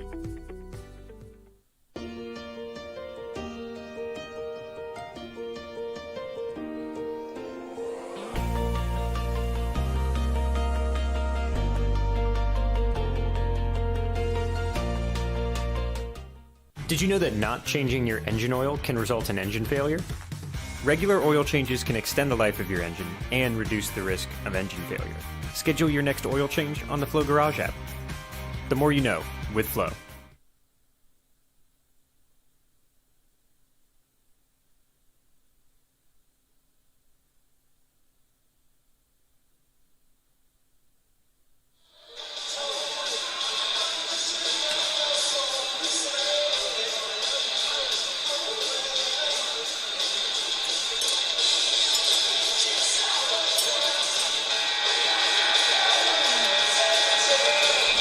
White has the Thunderbirds goal here in the second period to make it a 2-1 game. Assisted by Connor Craig and Josh LaBelle. Thunderbirds down by 1. Defensive zone face-off as we return from the media timeout. Out towards the neutral zone. Twin City in their specialty sweaters tonight. Novant Healthcare night. And so the Thunderbirds in purple. Over the red line at center ice. And played offside by Austin DeRazio. I don't think he knew it. He chopped at it anyway. And that brings the game to another stoppage here with 9:28 left to play in our Flow second period. Out-of-town scoreboard report in the NFL and FC wild card. It's still 7-3 for the Packers. The game's on Prime Video with now 9:40 left to go in the second quarter. Defensive zone face-off. It's kicked at legally by Kate Hanley. And onside. That was Pastuca who had it, taken away. Michael Mania looking to move it outside, but it's out to the neutral zone. And moved along the near side board. Pastuca looks to steal it away from DeRazio as he battles with Ford and Pastuca. Ford in on goal, surprising shot right in on net. And it looked like Dominic Tomei able to stop that one. And that was a rocket of a shot that Ford, I think he was just in a typical board battle, and he had it and looked up and saw some space and almost beat the goaltender.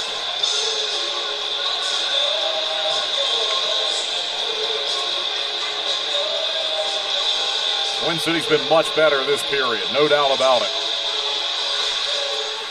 On the board, they're looking for another one. As it's misplayed along the blue line by Josh LaBelle. Back on side here, Butita. Threw it out in front of the net. Tried to, as White was there. Now he turns, shoots one, it's up and out of play. 8:44 left to go in the Flow second period. Here's a rundown for the out-of-town scoreboard report in the FPHL. Athens leading PD 4-1. Danbury with a couple of goals. It's now 7-5. Watertown leads 5-2. Blue Ridge over Columbus. No score with Baton Rouge and Monroe. And Biloxi trailing by 2 to Topeka on home ice. Back in behind the goal here from the face-off. Thunderbirds will look to get to it, but Binghamton has it with Kirkby. Kirkby with a 2-goal first period. And he's ridden into the boards roughly by Connor Craig. It's back in behind the net as they battle for it. Good scrum going. Here's LaBelle. Up to Butita. Kramer takes a look and finds White. It rolls away from him. He'll find it, though, here in the corner. Really good awareness there from Roman Kramer to notice that Zach White had a half a step on the defender.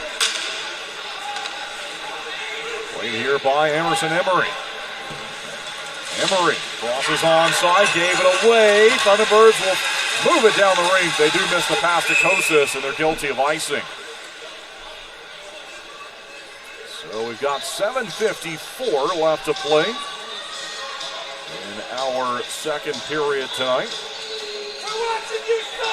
The Novant Health jersey auction is now live through Dash, and so you can now bid for those sweaters online, and the auction will end Tuesday at 6 o'clock, but the bidding is underway.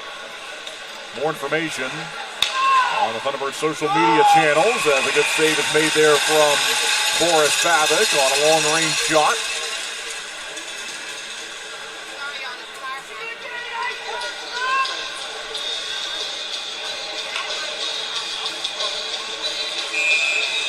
So there's now 2 days, 20 hours, 57 minutes, 58 seconds left in the auction, as the auction is again running through Dash right now online for these beautiful sweaters that the Thunderbirds are wearing tonight in the purple Novant Health colors.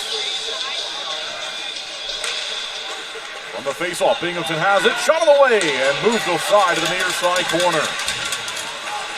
See if the Thunderbirds can move it free from there. Yates has it, loads up, fires, shot block, Jacob Snop. Still onside for the visitors. Kate Hanley will try to steal it back behind the goal. Babic looks on. And high in the zone. Held onside here by Anderson. Jesse Anderson.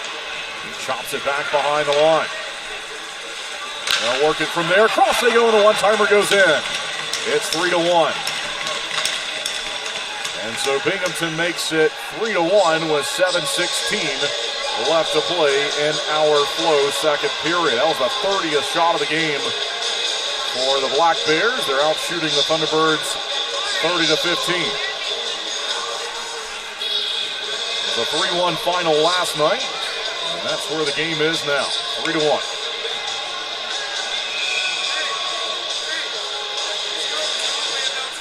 Face off the logo at center as we're back.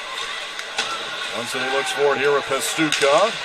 And Jansen put a stick on it, trying to steal it away. They'll drop it back behind the goal of Boris Babic. Babic looks on, far side post. Now the Thunderbirds will move it out towards center. Ramanow led a pass ahead to Cunningham. Then Pastuca looks to return it to Ford. And he had Cunningham breaking to the net too. They couldn't get it there. Pastuca looks to steal it away though. As will battle for it. Gavin Yates at 12:44, even strength goal. Thunderbirds look to catch up to it here. Ramanow caught a high stick and chops it along the near side. Play has been halted. And I think they'll call that penalty. I mentioned Ramanow got caught, and I think this is going to be Jansen. Let's see if they give it a high stick or maybe a rough that looked like might have been signaled there. Either way, the Thunderbirds with a power play. This roughing. And so this is a critical point in this game. It's a 2-goal game at 3-1 with 6:33 left to go in the Flow second period. But Twin City's got an opportunity here to strike on the power play. It's not easy to do against the Black Bears penalty kill. But we'll see if the Thunderbirds can score a power play goal for the 20th time this season. If they can, it'll be a 1-goal deficit again.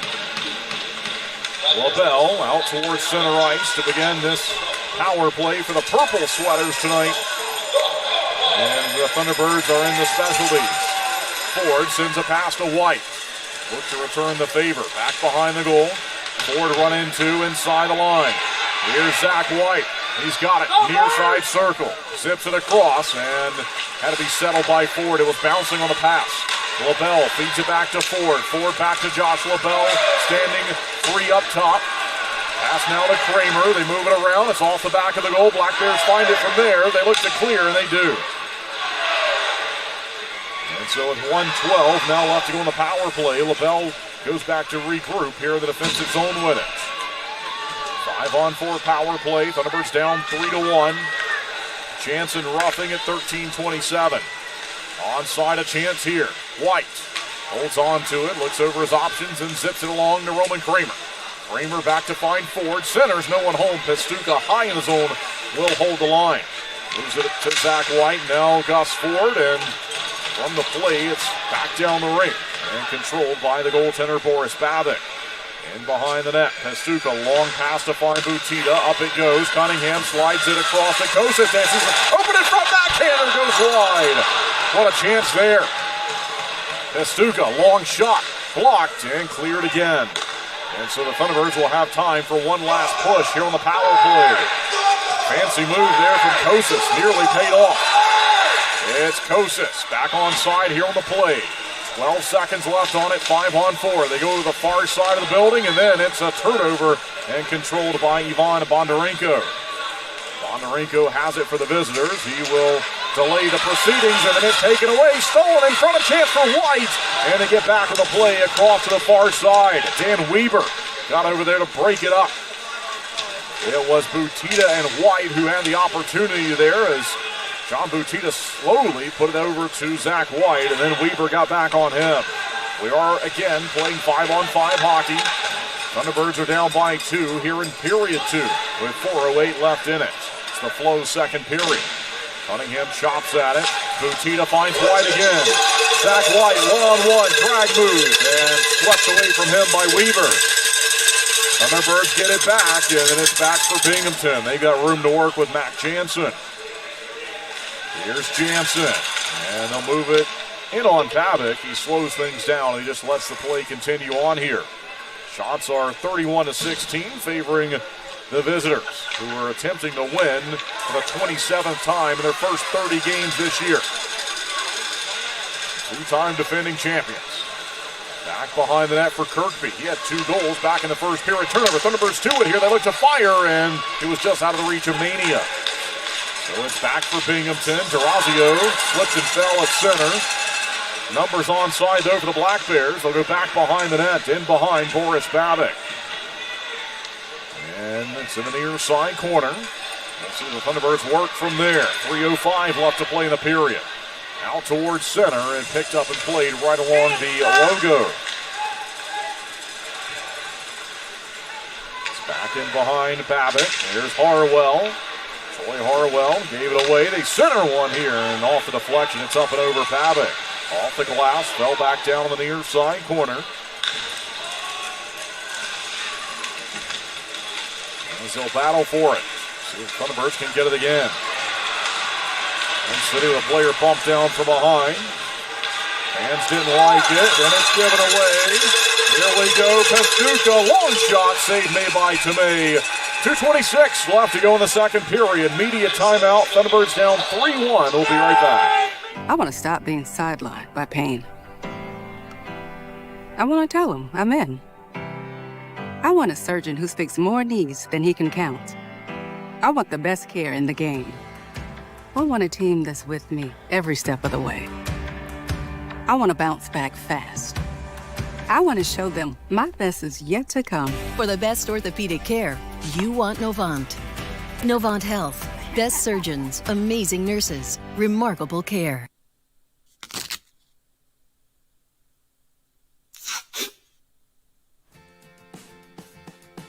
What are you doing, bub? Just fixing my chair. You should call Contract Business Solutions. Good idea. I'll give them a call.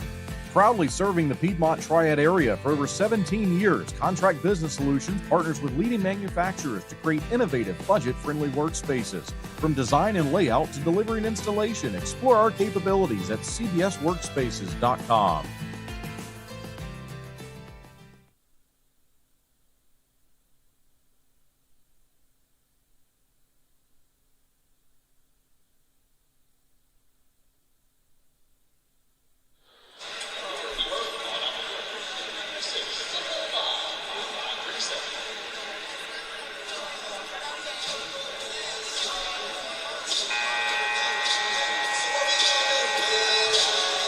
2:26 left to go in period number 2. Offensive zone face-off coming up for Gus Ford.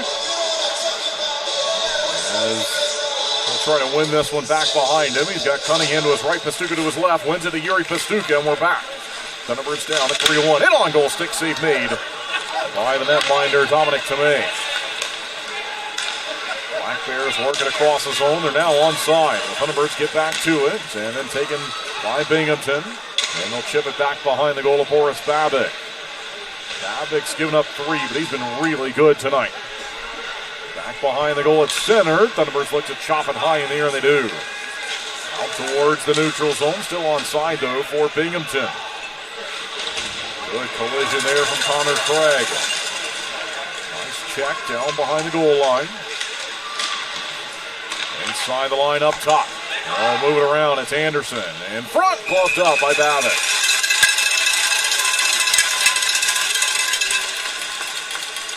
Shots on goal are 32-18, favoring the Black Bears. Second intermission break on the way. We hope you enjoy the programming coming up in the break. And then we'll come back to call the Culver's third period. Still some time left here, though, 1:39.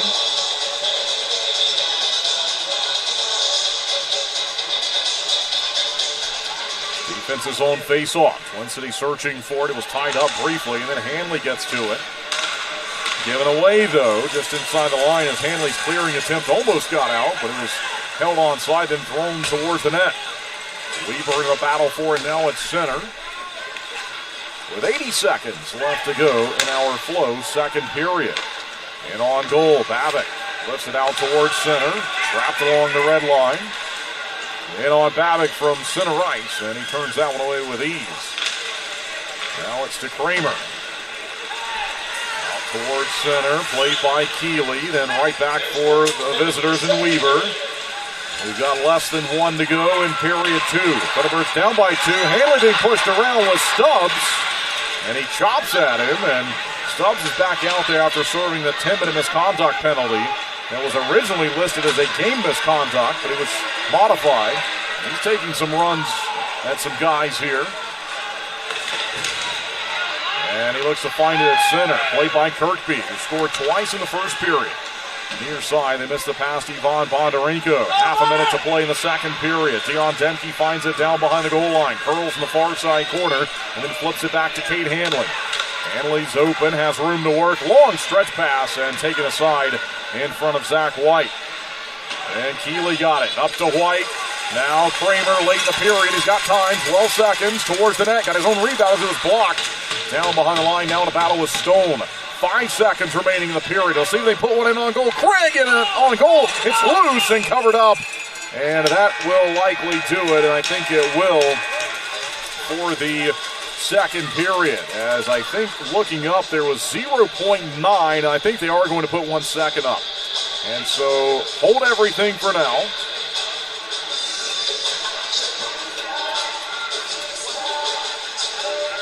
And we do see 1.0 on the clock. So 1.0 showing. John Butita has his hand in the air speaking with the official at the red line, pointing back into the Thunderbirds' defensive zone. And I must say, I like this move here from head coach Steve Harrison. He's going to pull Boris Babic and make it a 6-on-5. There's just 1 second, so not much risk in this. And I like this move from him. I wish teams would do it more often. Just 1 second left, down it goes, and that's it. As they didn't win the face-off, and so it doesn't matter. But the Thunderbirds are down by 2. Shots on goal now showing us 34-19 after the second period. So we will step aside and be right back from the Winston-Salem Fairgrounds Arena. The Thunderbirds will need a pair of goals in the third period, and we'll see if they can find them and come back and tie it and then potentially take the lead. But they're down 3-1 after 40 minutes. I have always loved the early morning time when it's so calm and still. Running for me is a big part of my life. When I get my run in, the days generally just fall into place. I want to go out running, and I can't because of whatever reason it is. My day starts to come apart.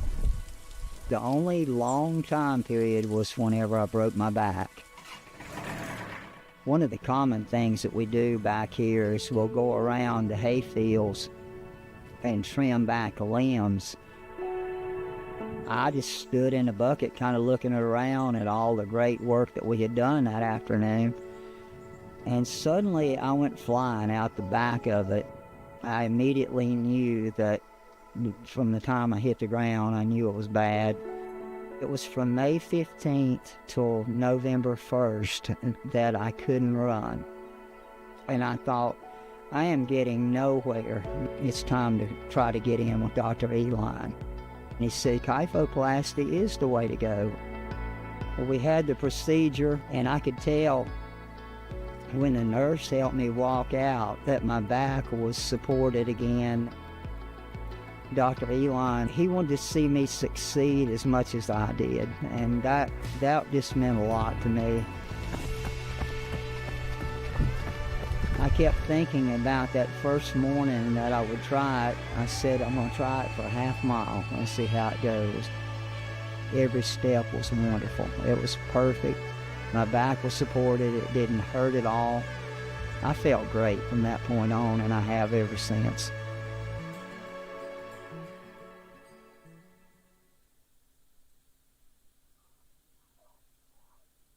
Don't drop anything on us. Yeah, I was about to say, like that I don't see normally. Just another rich person flying over Winston. What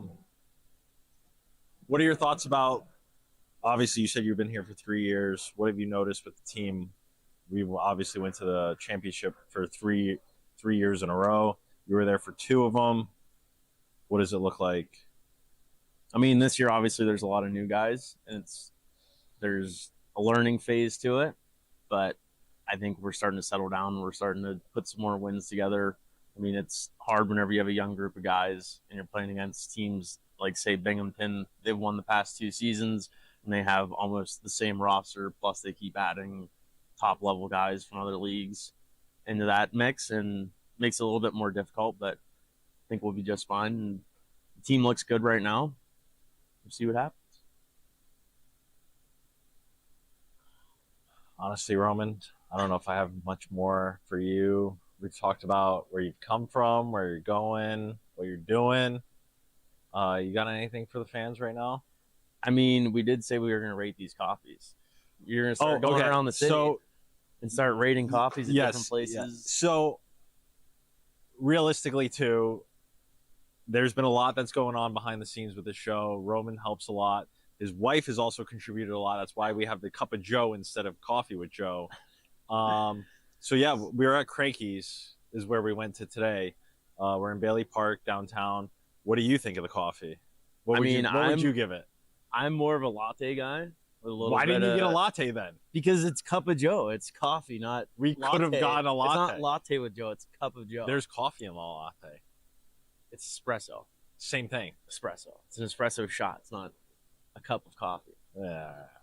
But I mean, it's not bad. It's not bad. I do like my Nespresso at home, though. Makes a So good cup of coffee in the morning. what would you rate it?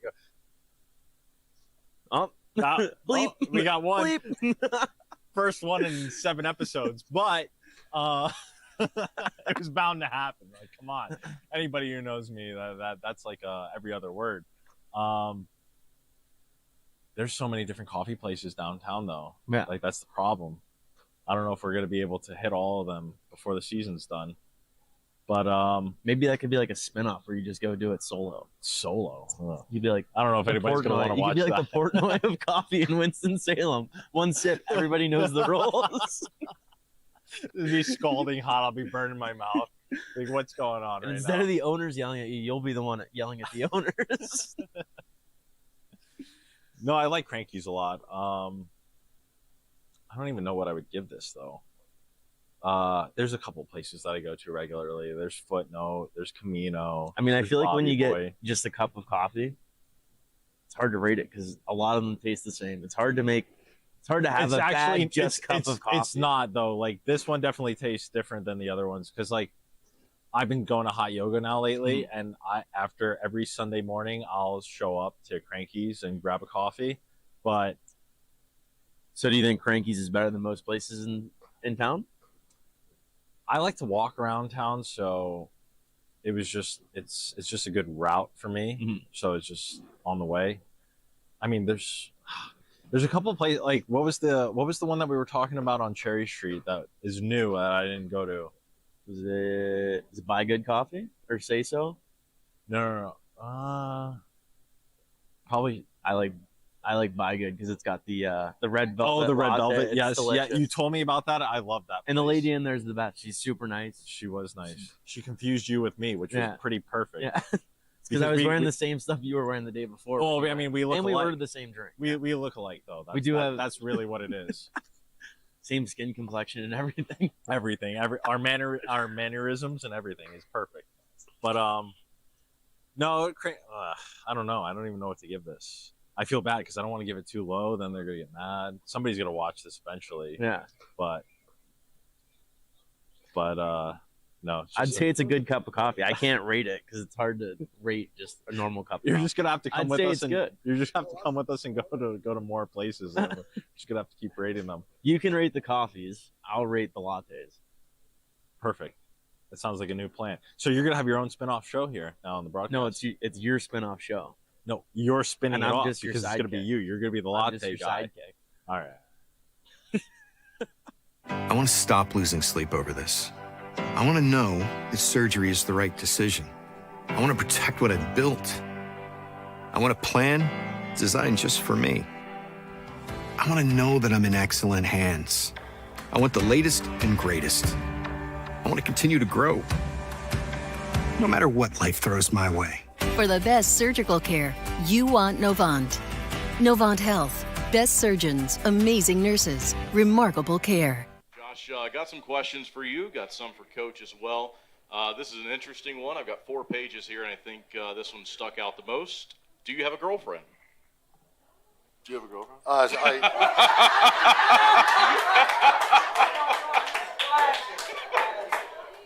I hope the warden's not watching this. This could get really interesting here. But That's phenomenal. To answer the question, no, I do not have a girlfriend. There we go. All right, we'll move on. way to put the coach on the hot seat there. Sorry. Yeah, Call it's his fault. Yeah, I better call her. No, I don't. All right. For some reason, I think she'd be upset. I I'm not would sure. say so. Okay, good question here. So it's National Bird Day today, which I did not know. And this question is, what is your favorite bird? I'm going to go with a cardinal because it's the state bird in North Carolina. You guys go from there. Blue Jay. I was going to Easy say enough? Blue Jay as well. Yeah. I don't know. How do you know We're that both today's National we're Bird both Day? Canadian, so We got a red the bird Blue and a blue Jays, bird. yeah. Blue Jays World Series 2026, 2027. Okay. All right. This one says, who is your favorite retired NHL defenseman? Retired? Bobby Orr. Pretty easy guess. Yeah, it's not even close. That's a good pick there. This one says, how often do you get asked how tall you are? And how tall are you, bud? Every single day. Almost every conversation if I haven't spoken to them before. And I'm 6'6". There we go. Coach, one that we've done before, how are the stars chosen, during the game? I think we've covered that one, but it changes venue to venue, Right. and off-ice officials are typically involved there, sometimes media. This says, Josh, what is your favorite thing in Winston-Salem so far? My favorite thing would be, so I go to a lot of sporting events. I've been to a Panthers game. It's not a Winston-Salem, but I've been to a Panthers game. I've been to the Hurricanes game. But I would say like going to Wake Forest, like sporting events, is pretty fun. I've been to a football game. I've been to a couple of basketball games. So, I mean, any kind of sporting event, whether it's minor hockey kids playing or the pros playing, I like watching it. So. Coach, this is more for you here, and it has to do with the goalie change that Blue Ridge had there after the first period when it was 5-1. They put the same goalie back in after 3 minutes of him. That whole. What did you make of that? That seemed kind of weird to me because it seemed like if you were going to lift him, you just lift him for the whole night. And do you have any thoughts on that? You know, I've done some weird things over the years with goalies. Just from the standpoint of you're trying to maybe change the momentum. You're trying to change something. And the one year there, I changed the goalie 5 shifts in a row. And everybody in the building, we're in the visiting building too, and they were going bananas. And so it kind of changed the momentum, and everyone was like, as I said, their players were like looking like, why you keep changing? I just thought, well, I don't know why I did it. I just had a feeling that we got to change it. So sometimes you do those things, as I said, just to get maybe a little different flavor or change the momentum a little bit. And as I said, I don't know if you'd want to change them 5 times in a row, but I've only did that once, and so that's enough. Coach, this one's for you. Do you need a refill of gum, or are you going to be out after this No, weekend? you know what? I've got a lot of people who've got me gum, and I appreciate it. And as right now, if I looked in my drawer, I'm going to have to chew for a couple of years, I think. So, but when I do get low, it moves pretty fast. So when I do get low, I'll ask. Josh, what's your favorite color? Yellow. Yellow. Okay. Yeah. See, that's what we should start putting the defense in yellow. Maybe. Interesting. No, Okay. that's the injury jersey. We don't want to put that one back on again. Coach, pretty cool question here, I think. We saw, Joe Kennedy and Josh Keplinger come back out of retirement just temporarily. They played, last few weeks, and was great to see them. Similar question here about Peter, who you've already mentioned here in the show. Would you, like to see him come back for a game or two? Or Well, you never know. And actually, he got a call. It was actually Christmas Day, and unfortunately, it was 4:00 in the morning because he was in Czechoslovakia. So it was a little hard to.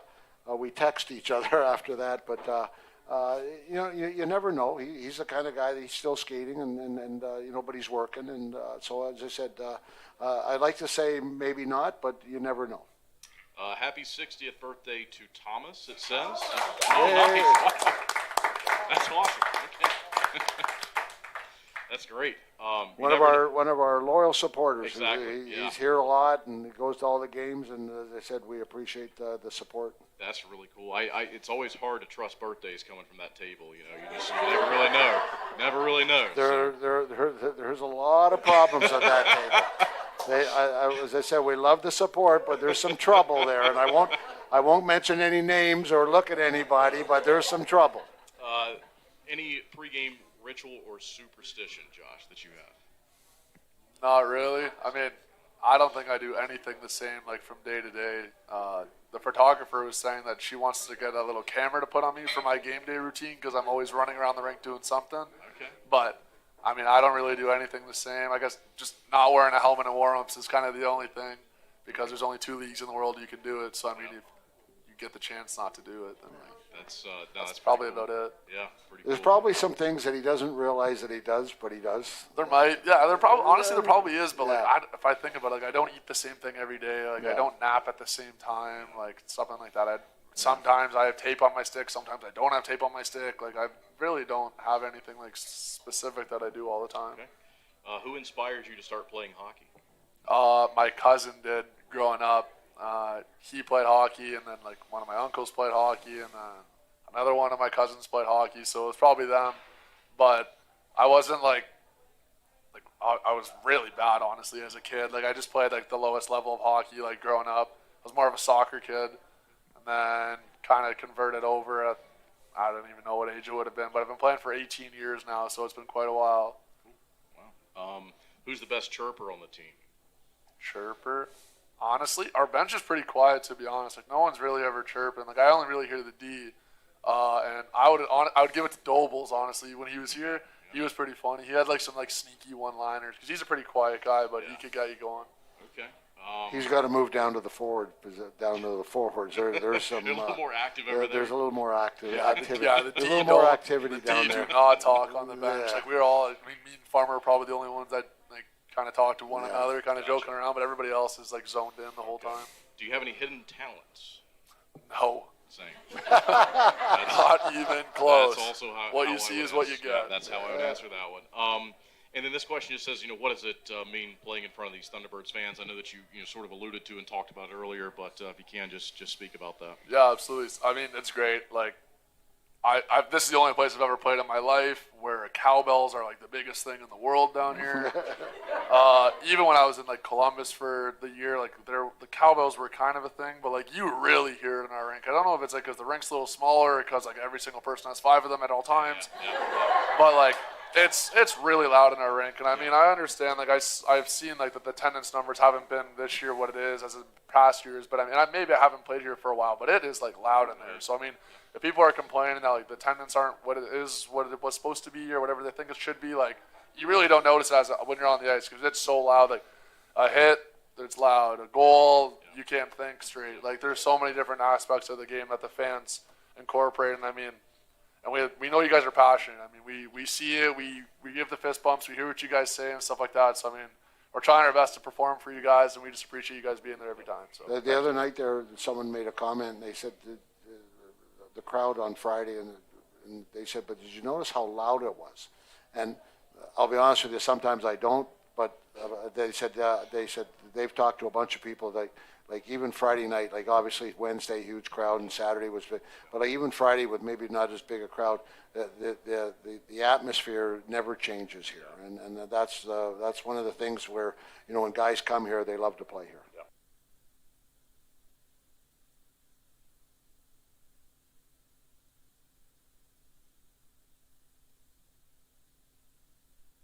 Looking to buy, sell, or invest in real estate around Winston-Salem and the Triad? Meet Jennifer Sapp, your trusted local realtor.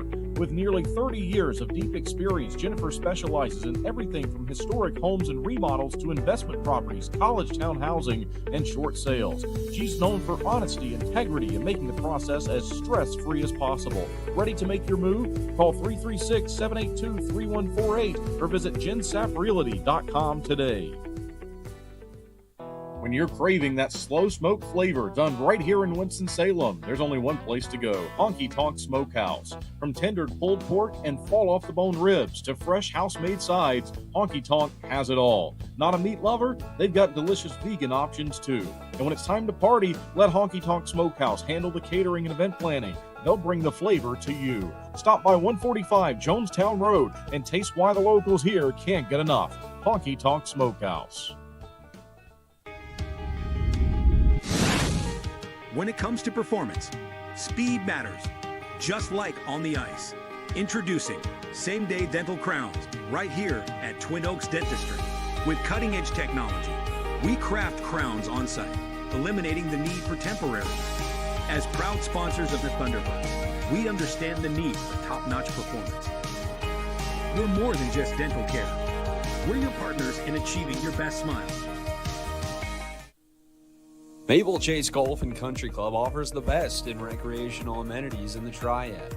Come enjoy a meal at the Pinebrook Bar and Grill, relax by our pool and cabana, and gear up at the Pro Shop while sharpening your skills on our 9,000 square foot putting green, and play around on our 18-hole Ellis Maples Design Championship Golf Course. You can find out more at maplechasecc.com. That's maplechasecc.com.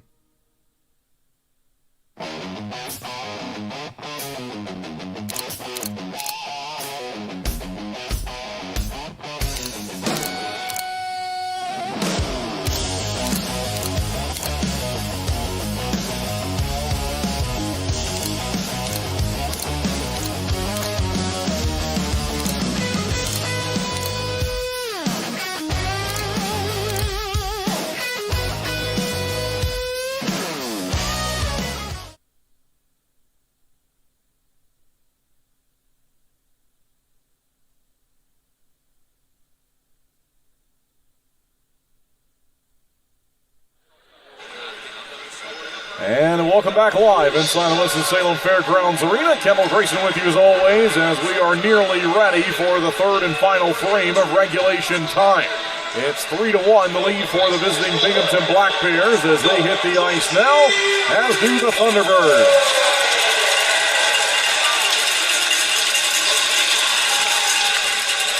Shots on goal, 34-19, favoring the visitors. It was a goal from Zach White at 1:12 with a flow second period to make it 2-1. Connor Craig and Josh LaBelle on the assist. And most recently, Gavin Yates of Binghamton at 12:44. Even strength goal to give the Black Bears another 2-goal lead in this matchup. It was 2-0 after one. Thunderbirds were outshot 24-4 in the first period. Shots in the second period, though, 14-8, favoring Twin City. So the Thunderbirds playing much better overall, and we'll see what they can accomplish here in this Culver's third period. Each team has returned. They switched into the building. We now see the Twin City Thunderbirds, as they did in the Pine Tree Tavern first period. They will attack right to left in our final frame, the Culver's third period. It's Boris Babick to my right and Dominic Tomei to my left.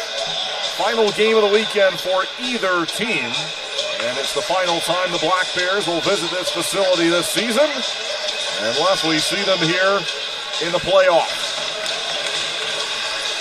Gus Ford wins the opening face-off of the third and final period. And we are back underway. Josh LaBelle zips it across the ring to find Connor Craig. Onside with Pastuca. Long shot, and off a deflection goes wide. They throw it towards the front of the goaltender. They actually look like that almost bounced in off the back of Tomei, but the Black Bears survive. Here they come with Stone. Shooting one, and save made by Babick. Stick save made that time. And this time a glove save, as he's able to turn away a couple of attempts. Stone in the third period last night scored a goal. It was into an empty net at 19-19 from Ivan Bondarenko. And that time shut down by Boris Babick.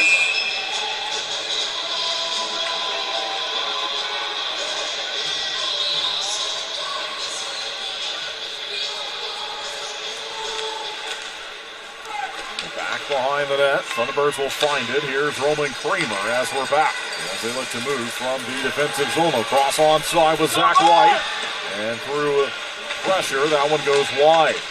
Scott Ramekers was there to block the attempt and force it further in the zone. Binghamton will miss the pass to Bondarenko. This should be icing, and it will be. 19:06 left to play in the Culver's third period. Hungry fans, well, nothing beats a Culver's Butterburger, fresh, never frozen beef, seared to perfection and served on a lightly buttered toasted bun. Stop by Culver's at 2973 Fairlawn Drive in Winston-Salem today. Culver's, welcome to delicious. Far side, face off here for Zach White. There's LaBelle. Craig standing high in the zone. Back behind the goal line it goes. And Binghamton looks to break it from the defensive zone. LaBelle will toss it ahead. Then it goes from Kramer. Back to LaBelle in a battle. Finds Butita. Trying to go in front of the net to White. White eventually found it here. Centers in front to Butita. And it goes to LaBelle in the corner. Here's Roman Kramer. Shooting one. Tipped wide of the net. Another chance on the far side. Twin City aggressive here. And this pass was missed by the Black Bears towards center. So Thunderbirds back with it. Here they go again. White, what a move, but it's covered up in front of the net by the goaltender, Dominic Tomei, as Zach White tried to squeeze his way through a couple of Black Bears. Shots are 36-20, favoring Binghamton. Out-of-town scoreboard report, a wild, high-scoring game tonight with Watertown and Danbury. It's 8-5 for the Wolves on the road. We'll get to the other games here in a moment. Right now, though, it's to the Black Bears. They move it through center ice. Twin City looking for it. Swain. Back to center it goes. Schnapp will look to find it here. Nearly had it. Chopped out by Keeley. Nate Keeley takes a look and then throws it to the near side. Played by Troy Harwell. 2 minutes gone by in the Culver's third period. Thunderbirds still down by 2. Binghamton moving left to right. Nearly a turnover to Jacob Schnapp, who was lost in his skates, and it's moved ahead by Hanley. And so Hanley and Schnapp will get a change. Keeley and Kosas go back over the boards. And it's moved onside for Binghamton and Swain. Given away, though. Gus Ford sets it up the rink to Cunningham. Now Yuri Pastuca back to Cunningham again. Onside, long shot. It's blocked. Never made it to the net. Here come the Black Bears. This is Sirota, top of the far side circle. Getting back on him is Igor Romanov. He builds some speed from the defensive zone, and he goes flashing through center. Zips the pass, and it goes away from Twin City as that one was moved by Cunningham across the ring, and then back to center. Cross forward, up to Cunningham. Cunningham will punch it ahead. Intercepted by Stone. He zips it across, and then got it right back from D'Orazio. Stone with pressure to him from the captain, John Butita. Lifts it off the glass at center. Down the ice it goes into the near side corner. Back behind the goal for Craig. Given away, and a slap shot that goes well wide of the net. Back out to the neutral zone. Binghamton looks to lift it back onside. Got up on the top of the boards there and skipped away across the ring. Thunderbirds find it. The clear is on, and it's out to center. 16:33 left to go in the Culver's third period. Twin City on home ice, down by a pair. Back behind the goal, C.J. Stubbs. Centers one, and a one-timer was blocked. Kirkby goes up high to the pass. And on goal from Ramakerts, and save made by Babbitt. So 16-17 left to go in the third period. Shots are 36-20, favoring the visitors. 4 consecutive games coming up between the Thunderbirds and the Bobcats. 16 and 17 of January. That's just next weekend on the road, and then a road game on the 23rd before the Thunderbirds are back home on Saturday the 24th. And that'll be the final game of the month of January on home ice. Thunderbirds will play the Black Bears on the road in Binghamton to end the month. Here they come now, and it's offside as they want Kramer to retreat, and he does. So he goes back out to center. 3-1 the score. Long pass for the Black Bears lands. It's onside. Bondarenko saw an open Anderson, but it was taken away. And now Anderson does have it. Jesse Anderson. He'll flip it ahead.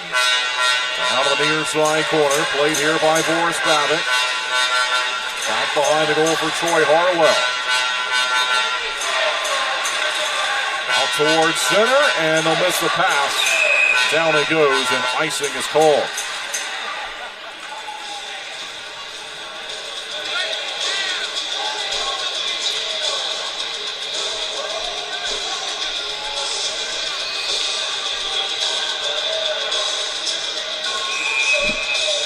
Shots are 37-20.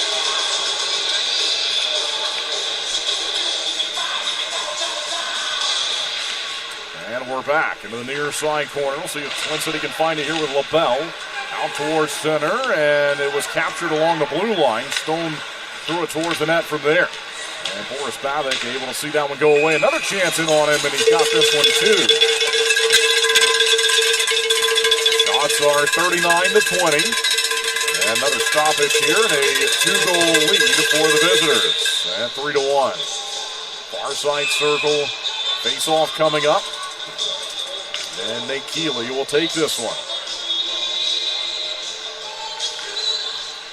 Keeley searching for it, wins it. Played by Igor Ramanau back behind the goal. Near side, they look to move it out with Cade Hanley, Mike Kosis. Hanley's got it, here we go. Cade Hanley steps onside. Slides it down the near side, boards back behind the goal.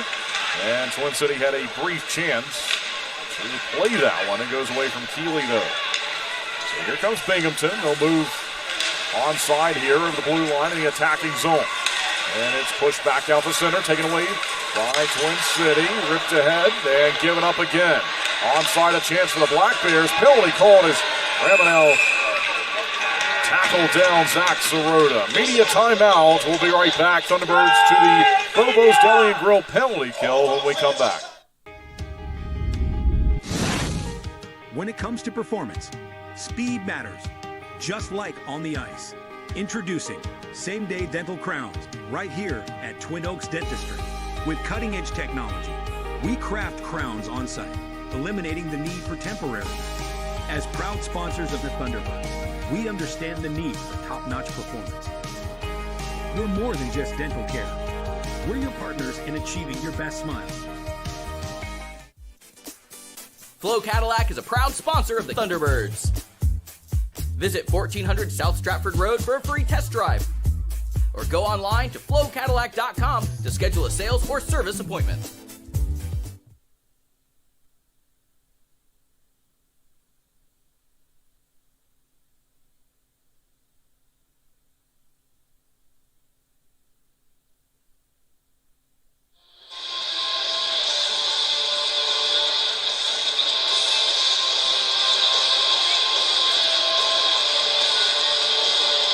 Twin City to the Bobo's Deli and Grill penalty kill here in the Culver's third period.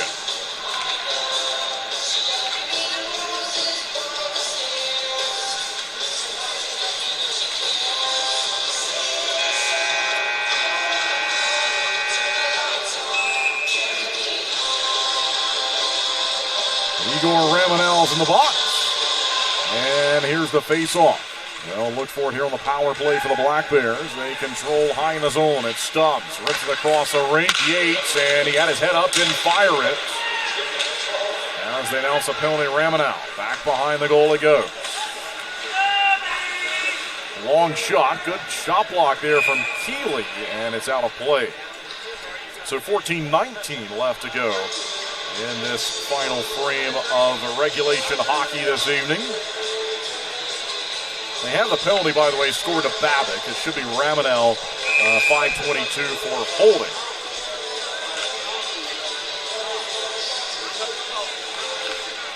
Far side circle. See the Thunderbirds can locate it here. They have room to clear, and down he goes on the Bobo's Deli and Grill penalty kill. That was from Josh LaBelle. So LaBelle moved it down the rink with some speed. Out towards center. Here's Stubbs. Steps on side of the power play. Jansen near side. LaBelle looks to jump in and take it away from Stubbs. They'll battle for it. Ford has it. Has some room. And out he goes. Nicely done. 13:47 left to go in the period. And now 1:06 left on the power play. Out towards center. Binghamton has it again. Here they go with it. It's Yates, and gave it up as he crossed onside. Demke looked to take it away from him, then chopped at by Ford. Not out though. Tarazio goes towards the goal. Demke back behind the net, but it's played by Garrett Sargis. Up top, they'll move it near side. No shot yet here on the power play. Right to the point to Tarazio. Across they go to Yates. Gavin Yates. Pressure to him from Connor Craig. He has to retreat. Now Ford looks to steal it away. Slap shot, save made by Babick. It's down and free and captured by Binghamton. Room to clear, and out it goes. And so now we're in the final seconds. The Bobo's Deli and Grill penalty kill. It's 12:53 left to go in the period. And now just 12 seconds left on a penalty to Igor Ramanel. He's standing in the box, ready to rejoin his teammates. Thunderbirds see it back to center. And that should do it for the 5-on-4 in the Bobo's Deli Grill penalty kill. And the Thunderbirds kill it off. Nicely done. Onside. Chance for the Black Bears. Stolen away. Troy Harwell looks to move it out to center. And a pass just around Keeley. Then it's found again by Binghamton and Sirota this time. Sirota flips it down the rink. Back in behind the goal of Boris Babick. Looks on over the right shoulder. And the Thunderbirds look to break the puck from the defensive end. Here we go. It's Zach White with speed onside. Takes it back behind the net. Looks for a friend to pass to. Centers high in his own. Finds Ford. Shoots it. And he was trying to find the top of the goal. And the far side post. It was open. And he just missed. Out to center he goes. As Kramer had his stick slashed out of his hands. Now on the near side. Found by LaBelle. Josh LaBelle with 11:49 left to go in this Culver's third period. Holding on to it. Back behind the goal. Moves it up high in the zone to Ford, and here they go. Troy Harwell. They'll throw it onside. His number 27 counterpart, Cameron Cervoni, took it across the rink in the far side corner. Then Ford gets to it. Trying to get a friendly deflection there and on goal. And it's back behind the net. Black Bears hold on to the puck here. Far side corner, good pressure from the Thunderbirds. Good hit there from White. Zach White with a big collision onside. A chance for the Black Bears. They center it on Babick, and he moves it aside. They'll look to take it away. Babick makes a save. Now he plays it way out of his net. Just away from Ford. A couple of saves made that time down the rink as Boris Babick makes another one here. Slams it down. Confident save. And he'll look to leave it back behind the goal. So it's Dion Demke now, the puck carrier. Thunderbirds down by 2. It's 3-1 with 10:49 left to go in the Culver's third period tonight. A 3-1 loss last night for Twin City here on home ice. And they look to avoid that fate again. Binghamton trying to win 27 of their first 30 games of the season, as they lead the way in the FPHL standings. Out towards the red line. Here they come again. Twin City sees LaBelle play it out towards center. And it's Butita jumping in, looking to take it away from Sargent. He does. Finds Kosis, and he's stripped of it. Back onside for Binghamton. A chance for Sargis. Eventually fouled by Butita. He slams it off the glass. Down the rink it goes, and this is going to be called for an icing. So 10 minutes and 3 seconds. That's all we have left now in the Culver's third period. Thunderbirds fans got a sweet tooth. Well, Culver's fresh frozen custard is rich, creamy, and made in small batches all day, every day. Swing by Culver's at 2973 Fairlawn Drive in Winston-Salem and check out today's flavor. Culver's, welcome to delicious. Defense's own face-off here for the Thunderbirds with John Butita, the captain, to take it.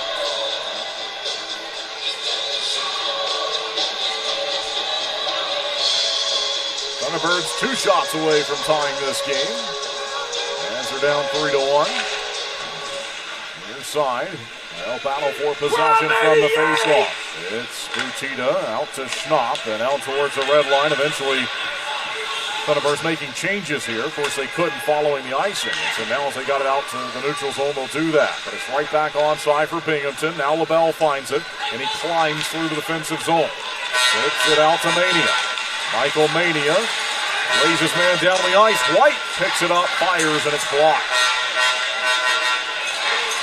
Here come the Black Bears. Ford tied up. Josh LaBelle looks to clear it out of his own. Mania knocked down from behind, and he's given a bump. Zach Cerruta finds it. Mania looks to steal it away, and they're going to call a penalty on Mania.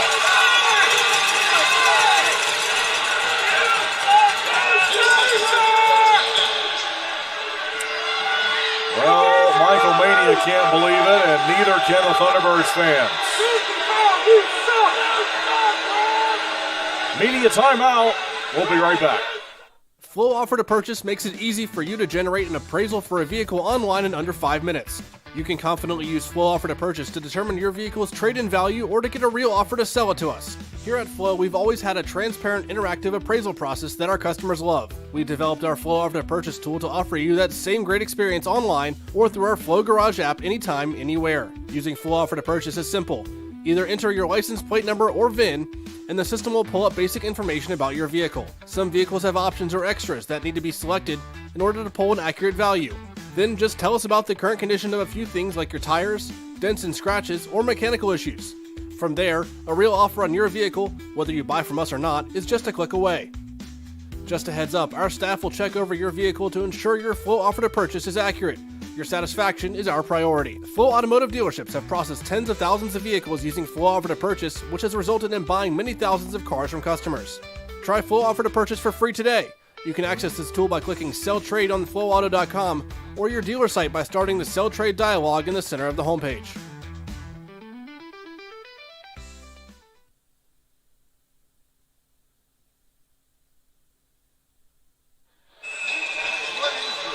Nine minutes, 17 seconds left to go in the Culver's third period. It's a Bobo's Deli and Grill penalty kill for the Thunderbirds as Michael Mania is in the box. 2 minutes beside his number 25. We're back with Hanley being held up here from the face-off. Goes into the near side corner, dropped his glove, and they reverse play to the far side. Jacob Schnapp, he's now running two from behind from Garrett Sargent. They announce the penalty to Mania. Nearly out of the zone, still onside though. A shot, and it goes bouncing the far side. And that caught the outside of the goal post. Just inside the line now, penalty's called here in front of the goal.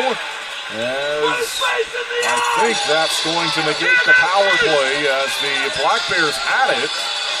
And maybe not. LaBelle's being led away here to the near side. And they're going to take him all the way to the box. They open up the Black Bears box.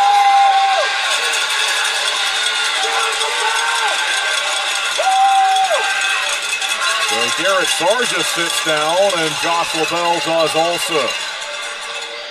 LaBelle still having some words outside the box, and now he's in there with Mania. Whatever Josh LaBelle said must have been pretty entertaining, as the linesman was even chuckling about it.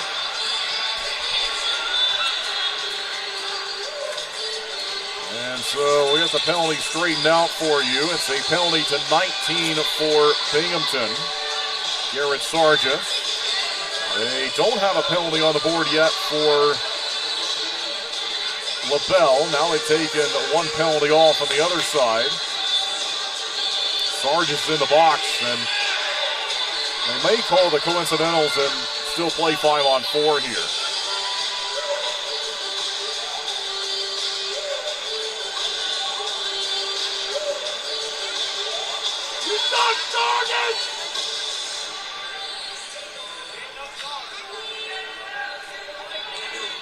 Out-of-town scoreboard report 8-5, Watertown over Danbury. Biloxi beat Topeka by an 8-5 score last night. Athens 6-3 over PD, 5-4 Blue Ridge over Columbus on the road. Monroe leading Baton Rouge 2-0, and Topeka leading Biloxi 3-0.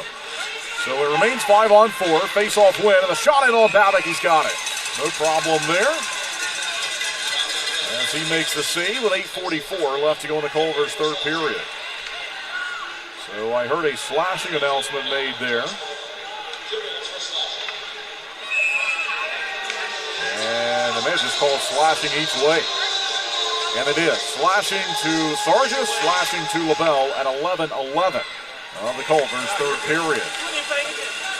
We're back here with the Black Bears going to chase it down on the defensive end. Back behind the net. And they'll move it up the rink. Now it's Babick's turn to play it. Hanley's run into by Stubbs, looking to take it away in the near side corner as they continue to battle for it. Halfway gone on the penalty to Mania. Stopping a shoving match in front with Yates. The zone is held. Stubbs has it. Near side. From the side of the circle, they hold on to it, looking to go up by 3. Stubbs sends it to DeRazio. Far side circle, Yates back to Stubbs. Back to Gavin Yates. Near side, they look for a tip and a deflection. And it's down behind the goal line. Mac Jansen fighting for it. As they continue to try to work it free. Right up along the bottom of the boards. Found by the Black Bears. A shot. Save made by Babbitt. Back behind the net. Binghamton still has it here on the power play. 15 seconds left. Side of the circle. They'll hold on to it. Patient. It's Jansen. Gave the pass to Yates. Near side Stubbs. Waits. Bumps it up top. Shot block. High in the zone and a clear. And that was Nate Keeley. That blocked it and then chopped it out towards the neutral zone. Mania's out of the box and we play 5-on-5 again. And a penalty called. And the Thunderbirds can't believe it. That was on a hit across the ice, and Yates went down. And Dion Demke will go to the box.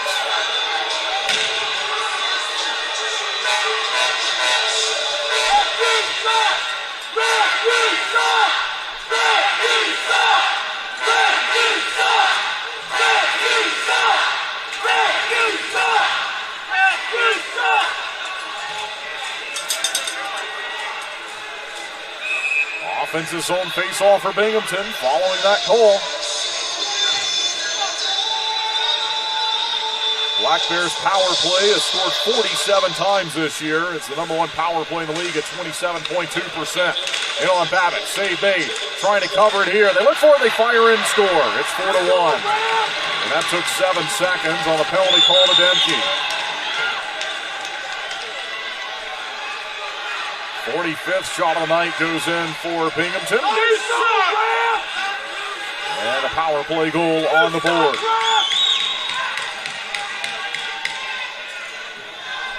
Just over 7 minutes left to go in the Culver's third period.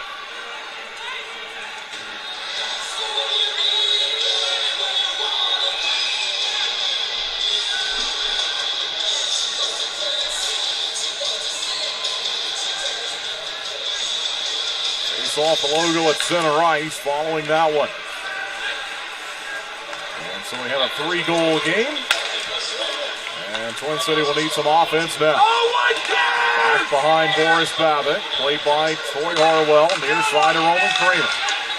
And out towards center he goes. We'll see if the Thunderbirds can find it and locate it from there. It's over the blue line, played offside.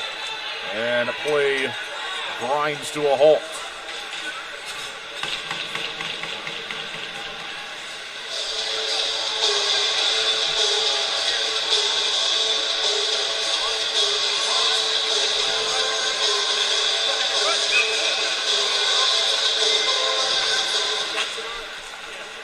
Back with the Thunderbirds winning possession of it as Harwell's given a rough ride right along the blue line. He was run into, stayed on his feet though. And Gus Ford will try to find it across the ring. Far side corner now. Now it's back behind the goal of Dominic Tomei. He's trying to go 2-0 in the weekend. It's Kramer who finds it, tried to center to White, and then Kramer had his stick slashed away from him. And the penalty was called. Thunderbirds to the power play.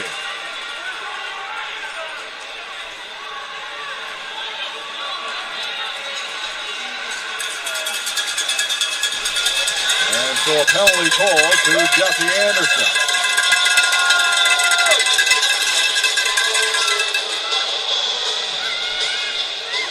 Mr. Anderson, you stop!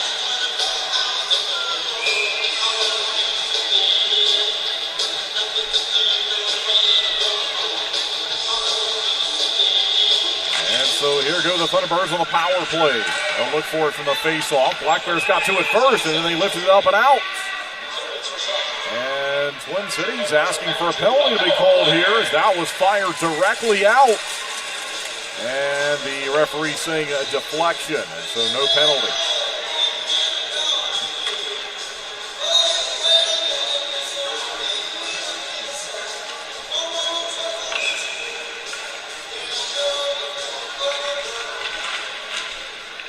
Face-off victory here on the power play. LaBelle moves to Gus Ford. Thunderbirds down by 3. It's 4-1. We played 14 minutes of the Culver's third period. Kramer moves it across to LaBelle. Long shot block. And never made it to Dominic Tomei. Twin City finds it again. LaBelle towards the goal. Back behind. Rebound just wide of the goal. I think LaBelle was actually passing and looking for the space and the rebound that they got off the end wall. Here's Ford, near side. LaBelle stops on his left foot, controls it back to the line. Down low they go with it off the backhand, just wide. Far side post play there from Nate Keeley. And out to the neutral zone, it's fouled by Binghamton. They've got it short-handed here with Stubbs. Turns, fires one, well wide of the goal. And so we're halfway gone by on the power play. There's 1 minute left on it. A couple of Thunderbirds converge there. White, he's tackled down from behind here. Kramer's right there as well. Matt Jansen tackles down White right from behind. Now Jacob Snopp has his man wrapped up. He throws it down.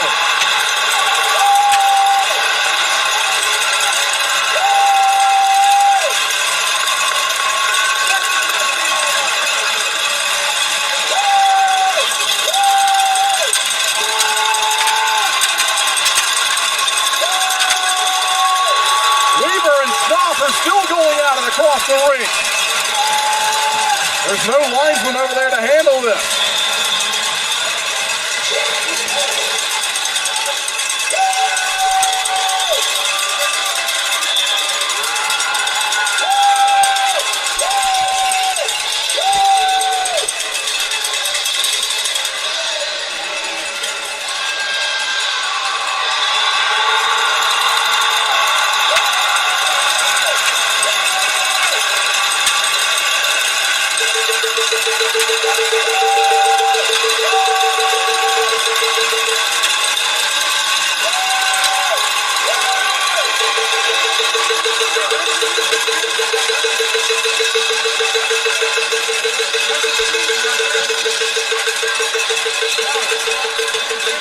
And so Jacob Snopp and Dan Weaver have been removed. They go to the locker room on each side of the building.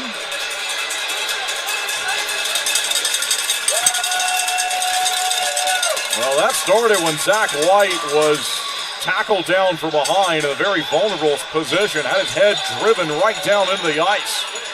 And that's what started all of that. Good for Roman Kramer to stand up for White. He was right there beside of him, and then Schnapp and Weaver came together and wrestled on the ice. Anderson stepping out of the box here to have words with his captain.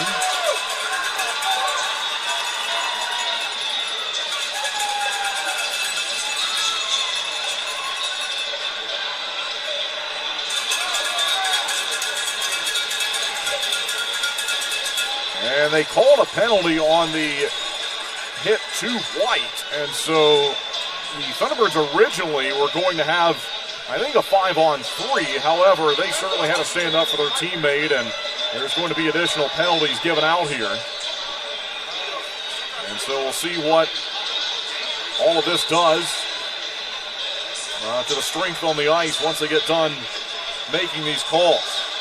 By the way, you can go right now to TwinCityThunderbirds.com and click on the Novant jersey auction that's at the splash page. You can't miss it. As soon as you go to Thunderbirds.com, TwinCityThunderbirds.com, you can click on the advertisement for the Novant Health jerseys. That auction for these game-worn jerseys, including the ones worn by the players that were just in that tussle there with Kramer and White and Jacob Schnapp, they are all up for auction right now online on Dash through TwinCityThunderbirds.com. The auction is going to close on Tuesday, but the top bid for the Jacob Schnapp sweater is currently $340, and I think it may go for much more than that.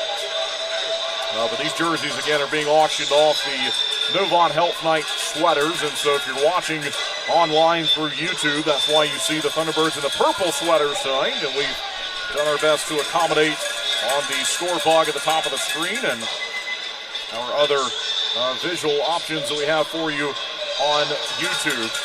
But these purple sweaters being worn, and they're auctioned off following the game, but again, the live auction's going on now, and it's going to end on Tuesday.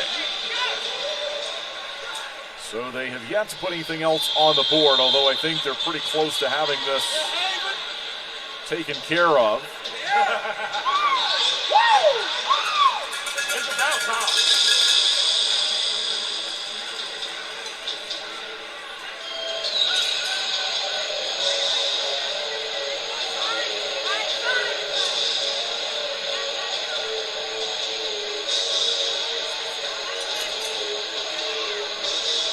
So again, we have 5 minutes, 11 seconds left to play in the Culver's third period. Thunderbirds for now on the power play.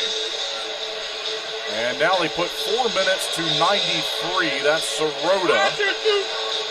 Jansen. And so Jansen's in the box. They put his number 93 on the board for 4 minutes. So we will update that for you. We add the penalty to 93. And so we see Roman Kramer in the box. Right now they're not showing anything for him, but I suspect he will pick up something. They had the penalties, of course, to Schnapp and Weaver. They've been removed. And so they certainly will have misconduct penalties. We'll update you when we can using the online scoring system and then also the information we have here in the building.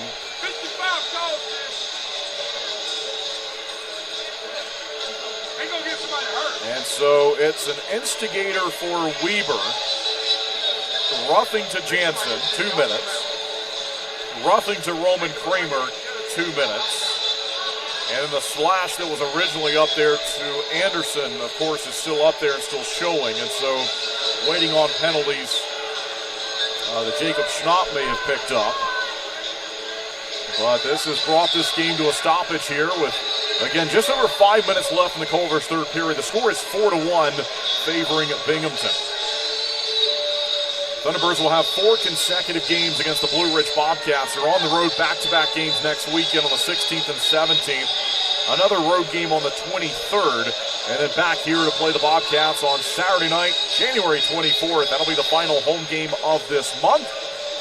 Twin City returns to Binghamton. They played there earlier this year on the 29th of November. They will go back to end the month on the 30th and 31st. And then road games against PD on the 13th, 14th, and 15th of February. Road games against Monroe, February 20th and 21st. And so that game coming up in January, later this month, in 2 weeks on the 24th, that is the last opportunity to see the Thunderbirds play at home until they host Watertown on February the 27th. They will go over a month without playing a home game. Again, January 24th against Blue Ridge, and then Watertown February 27th, the next home games after tonight. So get your tickets to come see this team play on the 24th of January. There's going to be a lot of promotional things going on that night as well that are in the works. And so we're looking forward to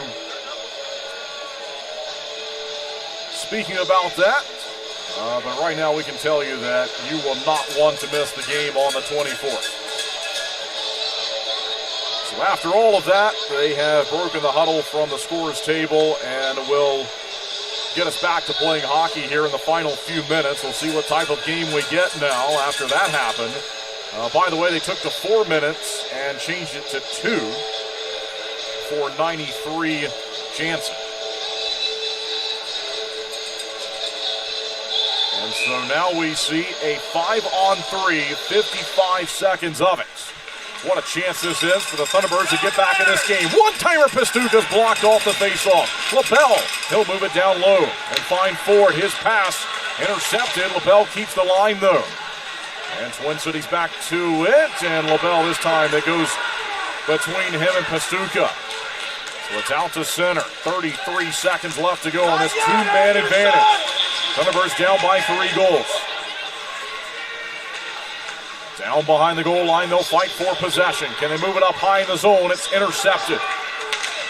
And Binghamton has it. They'll carry to center, found here by LaBelle. Goes back to Gus Ford.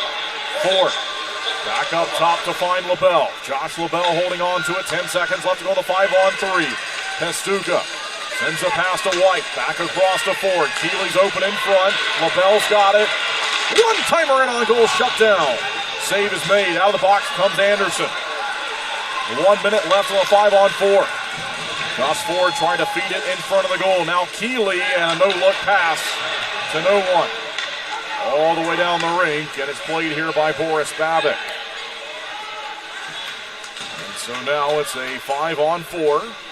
Sent down the ice by the Black Bears, killing off this penalty. Shots are 45-21. The score is 4-1. As the Thunderbirds down here in this one. They cross back onside of the power play. Corey Cunningham looking for it, back behind the net. And nearly moved out towards center, but they hold the line. Cunningham finds a pass near side, and then Cunningham, just out of his reach, will find it out to center. Played by Kosis. Mike Kosis to Connor Craig. Holding on to it, just 10 seconds now left to go in this power play. Onside, a chance again, cleared by Binghamton, and down it goes. So we have 3:07 left in the Culver's third period.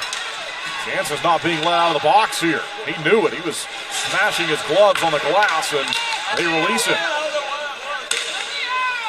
Onside, a chance, and on goal goes wide of Babick. They try to put it home on the far side post, and he is able to make a save on that one. Out towards center. Cunningham looks to take it away from Daniel Stone. Back behind the goal of Babick. Under 3 minutes left to go here in the Culver's third period tonight. Cunningham goes bouncing away from him. Now it's back to Stone. He zips it across. Bondarenko moves in front, fires, and a save made by Babick. He got it with a pad. They play on. Inside the line. Aggressively taken away by Ford. It's a one-on-one. Here's Ford, and he lost possession back behind the goal as they get back to take it away from him. Austin D'Orazio. Bondarenko, side of the circle, into the near side corner. As Harwell looks to steal it back away in the final 2 minutes of the third period. Thunderbirds down 4-1. Goes back the other way, rolls on Ford as he tried to play it ahead. So it's out to the neutral zone again. The captain, Butita, plays along to Hanley. Hanley chops at it. Ford with a collision in front of the Binghamton bench. Back to the red line. This goes out of the reach of Harwell, then fouled by Hanley. 90 seconds left to go, as the Thunderbirds now in danger of dropping to 11-15-1 on the season. Likely headed to the 27th win for Binghamton. Tita throws a check at center ice, and they battle for it from there. Back it goes to Demke. Dion Demke circles the near side corner. Nearly lifted it out of the zone. Fouled by the Black Bears. It goes by Sargis out to center and lifted in one more time. Back behind Babbitt and all the way to the near side boards. So we're in the final seconds of tonight's game here on Novant Healthcare Night 2026. We thank Novant for being partners, and the Thunderbirds wearing these beautiful purple sweaters tonight. Onside a chance, and on goal, save made by Boris Babbitt. Well, Babbitt put together a 40-save effort last night in a loss. He was named the third star of the night, deservingly so. And that one, they haven't put it on the board yet. It's looking like maybe his 47th shot each face. We're in the final minute, media timeout. We'll be right back. Two pillows, endless possibilities. At Cotton & Crate, we make it easy to refresh your home season after season. Our 18x18 and 12x20 pillow sizes pair perfectly with our seasonal collections of interchangeable covers, so you can impress your style anytime without cluttering up your closet. We're proud to team up with the Twin City Thunderbirds, celebrating hometown spirit and the comfort of home on and off the ice. Thunderbirds fans, enjoy $5 off your order at cottonandcrate.com with the code TBIRDS 5 off. Cotton & Crate, two pillows, endless possibilities. Maple Chase Golf and Country Club offers the best in recreational amenities in the Triad. Come enjoy a meal at the Pine Brook Bar and Grill, relax by our pool and cabana, and gear up at the Pro Shop while sharpening your skills on our 9,000 square foot putting green, and play around on our 18-hole Ellis Maples Design Championship Golf Course. You can find out more at maplechasecc.com. That's maplechasecc.com.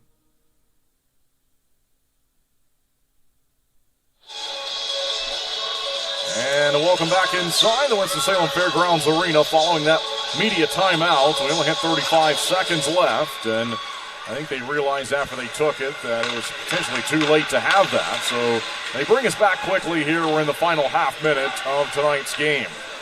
Thunderbirds will drop this one as they trail 4-1. They'll fall to 11-15-1. And lose 2 games on the weekend to Binghamton. The Black Bears have been so good to start the year through 30 games now. And they're going to win for the 27th time.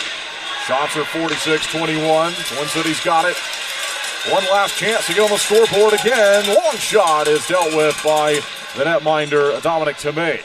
And we have 1.6 seconds left to go. On the video side of things, we'll have a post-game show for you.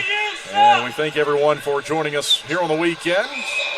Disappointing way to end it, certainly for the Thunderbirds, but they'll drop this one. One last face-off.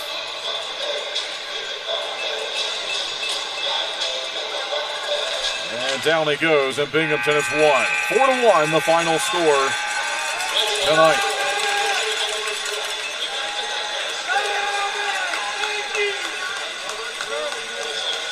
So the Black Bears win for the 27th time. Thunderbirds go down the ice to salute their goaltender, Boris Babbitt, who made 40 saves last night. And it's a 42-save performance this evening.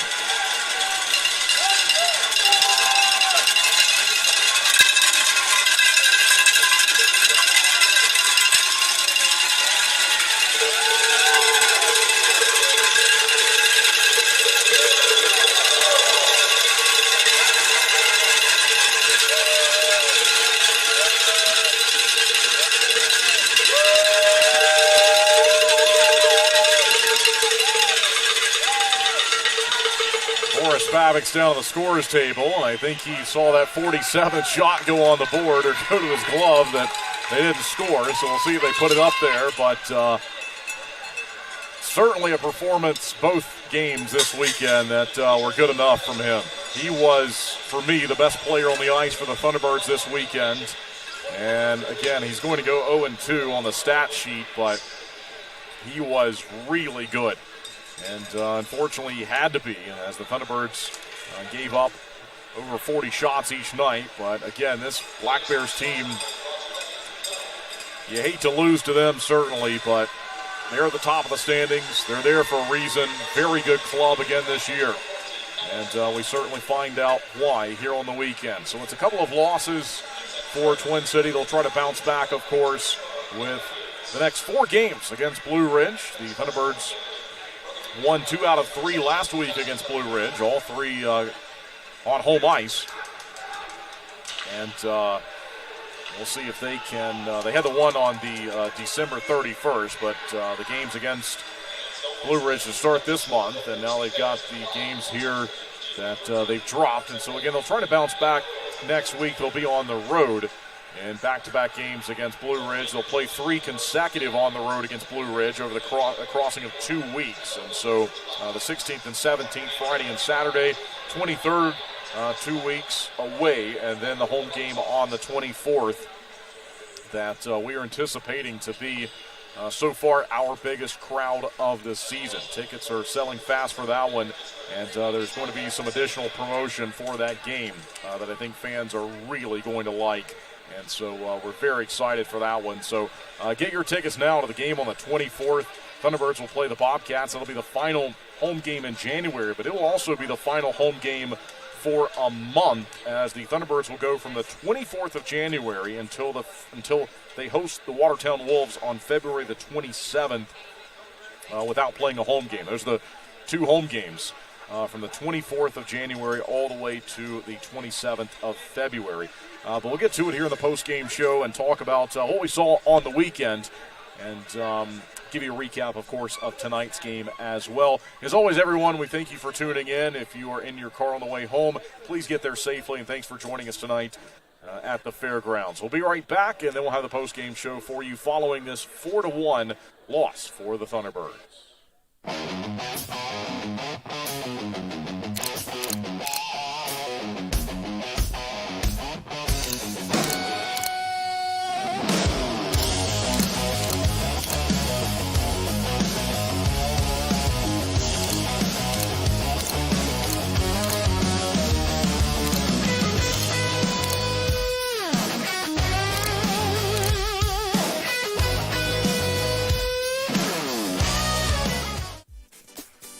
Flo Cadillac is a proud sponsor of the Thunderbirds. Visit 1400 South Stratford Road for a free test drive. Or go online to flowcadillac.com to schedule a sales or service appointment.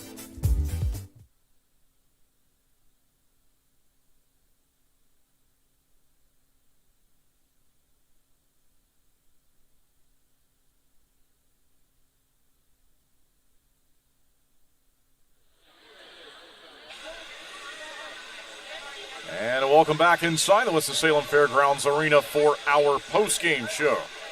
Following this 4-1 loss for the Thunderbirds to the Binghamton Black Bears, it was a wild third period as we had fisticuffs there towards the end of it. And that'll certainly be talked about after the weekend is over.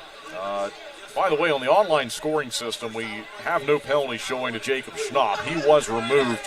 It's in the locker room along with Dan Weber. Weber was given a game misconduct aggressor at 14:49 of the third period, and so we imagine that Schnapp likely got something in the misconduct range, if not a game misconduct, but it's currently not showing to us on the online scoring system. So it's a 4-1 loss here tonight. We'll try to clean up the penalty sheet side of things for you and letting you know if anything else pops up before we go off the air. But here's how we got here tonight. The first period was controlled by Binghamton. They scored twice. Each time it was Tyson Kirkby, who's been named the number 1 star of tonight's game. Kirkby scored at 5:58 of the first period. Power play goal, assisted by Gavin Yates and Austin Durazio. And that made it 1-0. He got another goal, even strength this time, at 10:03 of the opening frame. And that assist, the primary assist to Ivan Bondarenko, the secondary assist was to C.J. Stubbs. And the Black Bears were up 2-0 after 1 They outshot the Thunderbirds at 24-4 in the first period of tonight's game. We go to the second period, and Zach White scores for the 16th time this season. He entered tonight's game with 15 goals and 15 assists for 30 points, and he gets his 16th of the year pretty early on there in the second period, just over a minute into the period, with Connor Craig and Josh LaBelle collecting assists on that scoring play. And so at that point it was 2-1, and it was a one-goal game for a lot of the second period. But the final goal of the second period, scored by Gavin Yates at 12:44, an even strength goal to make it 3-1. We saw one goal scored in our Culver's third period. It was Nick Swain, who scored last night and scored the first goal of the weekend for Binghamton last night, and so he scores the final game of the weekend, final goal of the weekend for Binghamton. Gets the first one and the last one here on the weekend, but it's a power play goal at 12:59, assisted by Kyle Steffen and Zach Sirota. Shots on goal in the second period, they favor the Thunderbirds at 15-10. They had it at 14-8, and they've now updated 14-10. That update was made during the third period. So, again, officially it's 15-10 shots on goal in the second period. Thunderbirds outshot the Black Bears. And then as they were outshot, pretty one-sided, in the first period at 24-4, it was 12-3. They were also outshot here in the third period. And the final shots on goal, 46-22.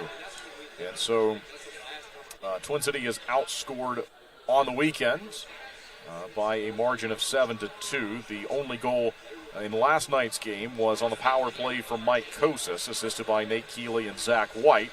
White gets on the score sheet again as he scores the only goal for the Thunderbirds tonight, assisted by Connor Craig and Josh LaBelle. Boris Babic, as I mentioned, very good on the weekend. Drops these games, but he makes 40 saves on 42 shots last night, as they had the empty netter there that, of course, he was not in the net for last night, so 40 on 42. And tonight, he makes 42 saves on 46 shots. It was a .913 save percentage in tonight's game, and they still have him listed for the 2 minutes of penalties, which, again, I think that went to Ramanow. So, anyway, still has that to his name as well. But it's a 3-goal loss. The final score tonight is 4-1. We'll have a look at the out-of-town scoreboard report, as we always do, before we go off the air, and we'll let you know what's going on around the league in the FPHL. But one last update after the third quarter, fourth quarter about to begin. The Packers in the NFC Wild Card game. They've got a 21-6 lead over the Bears in that one. That game is on Prime Video. Earlier today, the Rams with a 34-31 win over the Panthers. In the FPHL scores from around the league, we'll get you updated again before we go off the air tonight, and we'll have one final look. Monroe's got a 4-0 lead on Baton Rouge. Topeka's got a 5-0 lead on the road against Biloxi. 5-4. Blue Ridge is able to defeat Columbus, and though it's a rival that's picking up a win, that does help the Thunderbirds in the standings, as Columbus is directly in front of them, as they also get some help from Athens tonight with a 6-5 decision against Petey. And we'll check on that one. I think that one has indeed gone final at 6-5, showing in the third period, but I think that's a final. Watertown with an 8-5 win over Danbury on the out-of-town scoreboard report this evening. There is one game in the FPHL tomorrow, and it's at 4 o'clock in the afternoon, 4:05 specifically. Columbus is on the road to play Athens. So it's the River Dragons at the Rock Lobsters tomorrow. We've got a midweek game, which is a bit rare in the FPHL. That's coming up on Thursday of this week. Monroe will be on the road to play Biloxi at 8:05 Eastern Time, and then we get back to our full schedule on the weekend, which, again, the Thunderbirds will have a road game against the Bobcats. They will play 3 consecutive on the road against them on Friday, Saturday, and then Friday of next week, the following week of the 23rd, and then back here home on the 24th. We do want to remind you again that the sweaters that the Thunderbirds wore tonight for our Novant Healthcare night, they are currently being auctioned off online through Dash. And if you would like to bid on those, you can go to TwinCityThunderbirds.com. The splash page at the top of the screen once you get there. You can click on that. That takes you directly to the link. We also posted that across our social media channels earlier today. And that live auction is going to end on Tuesday at 6 o'clock, but you can currently bid on the game-worn jerseys from these players this evening. And here's what we had for you. Number 3, Kate Hanley. Number 6, Jacob Schnapp. Number 9, Josh LaBelle. Number 10, Gus Ford.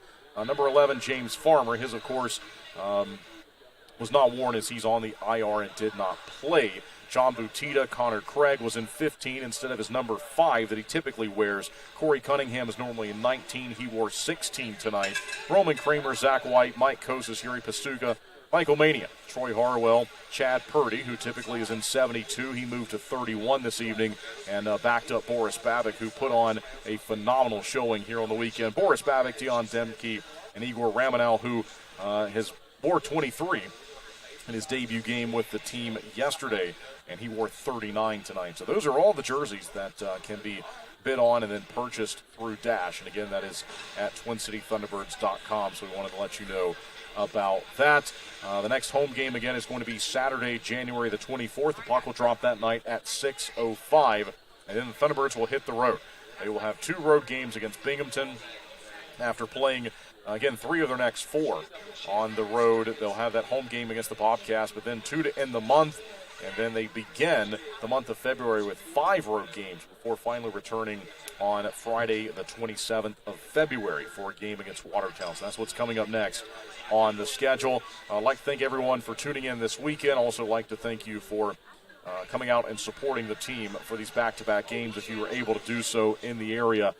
We certainly do appreciate that. Kendall Grayson signing off for the post-game show here tonight. After the Thunderbirds dropped this one, the final score was 4-1. Thanks again, and the Thunderbirds hit the road next weekend for back-to-back games against Blue Ridge. 4-1, the final tonight, Binghamton over Twin City.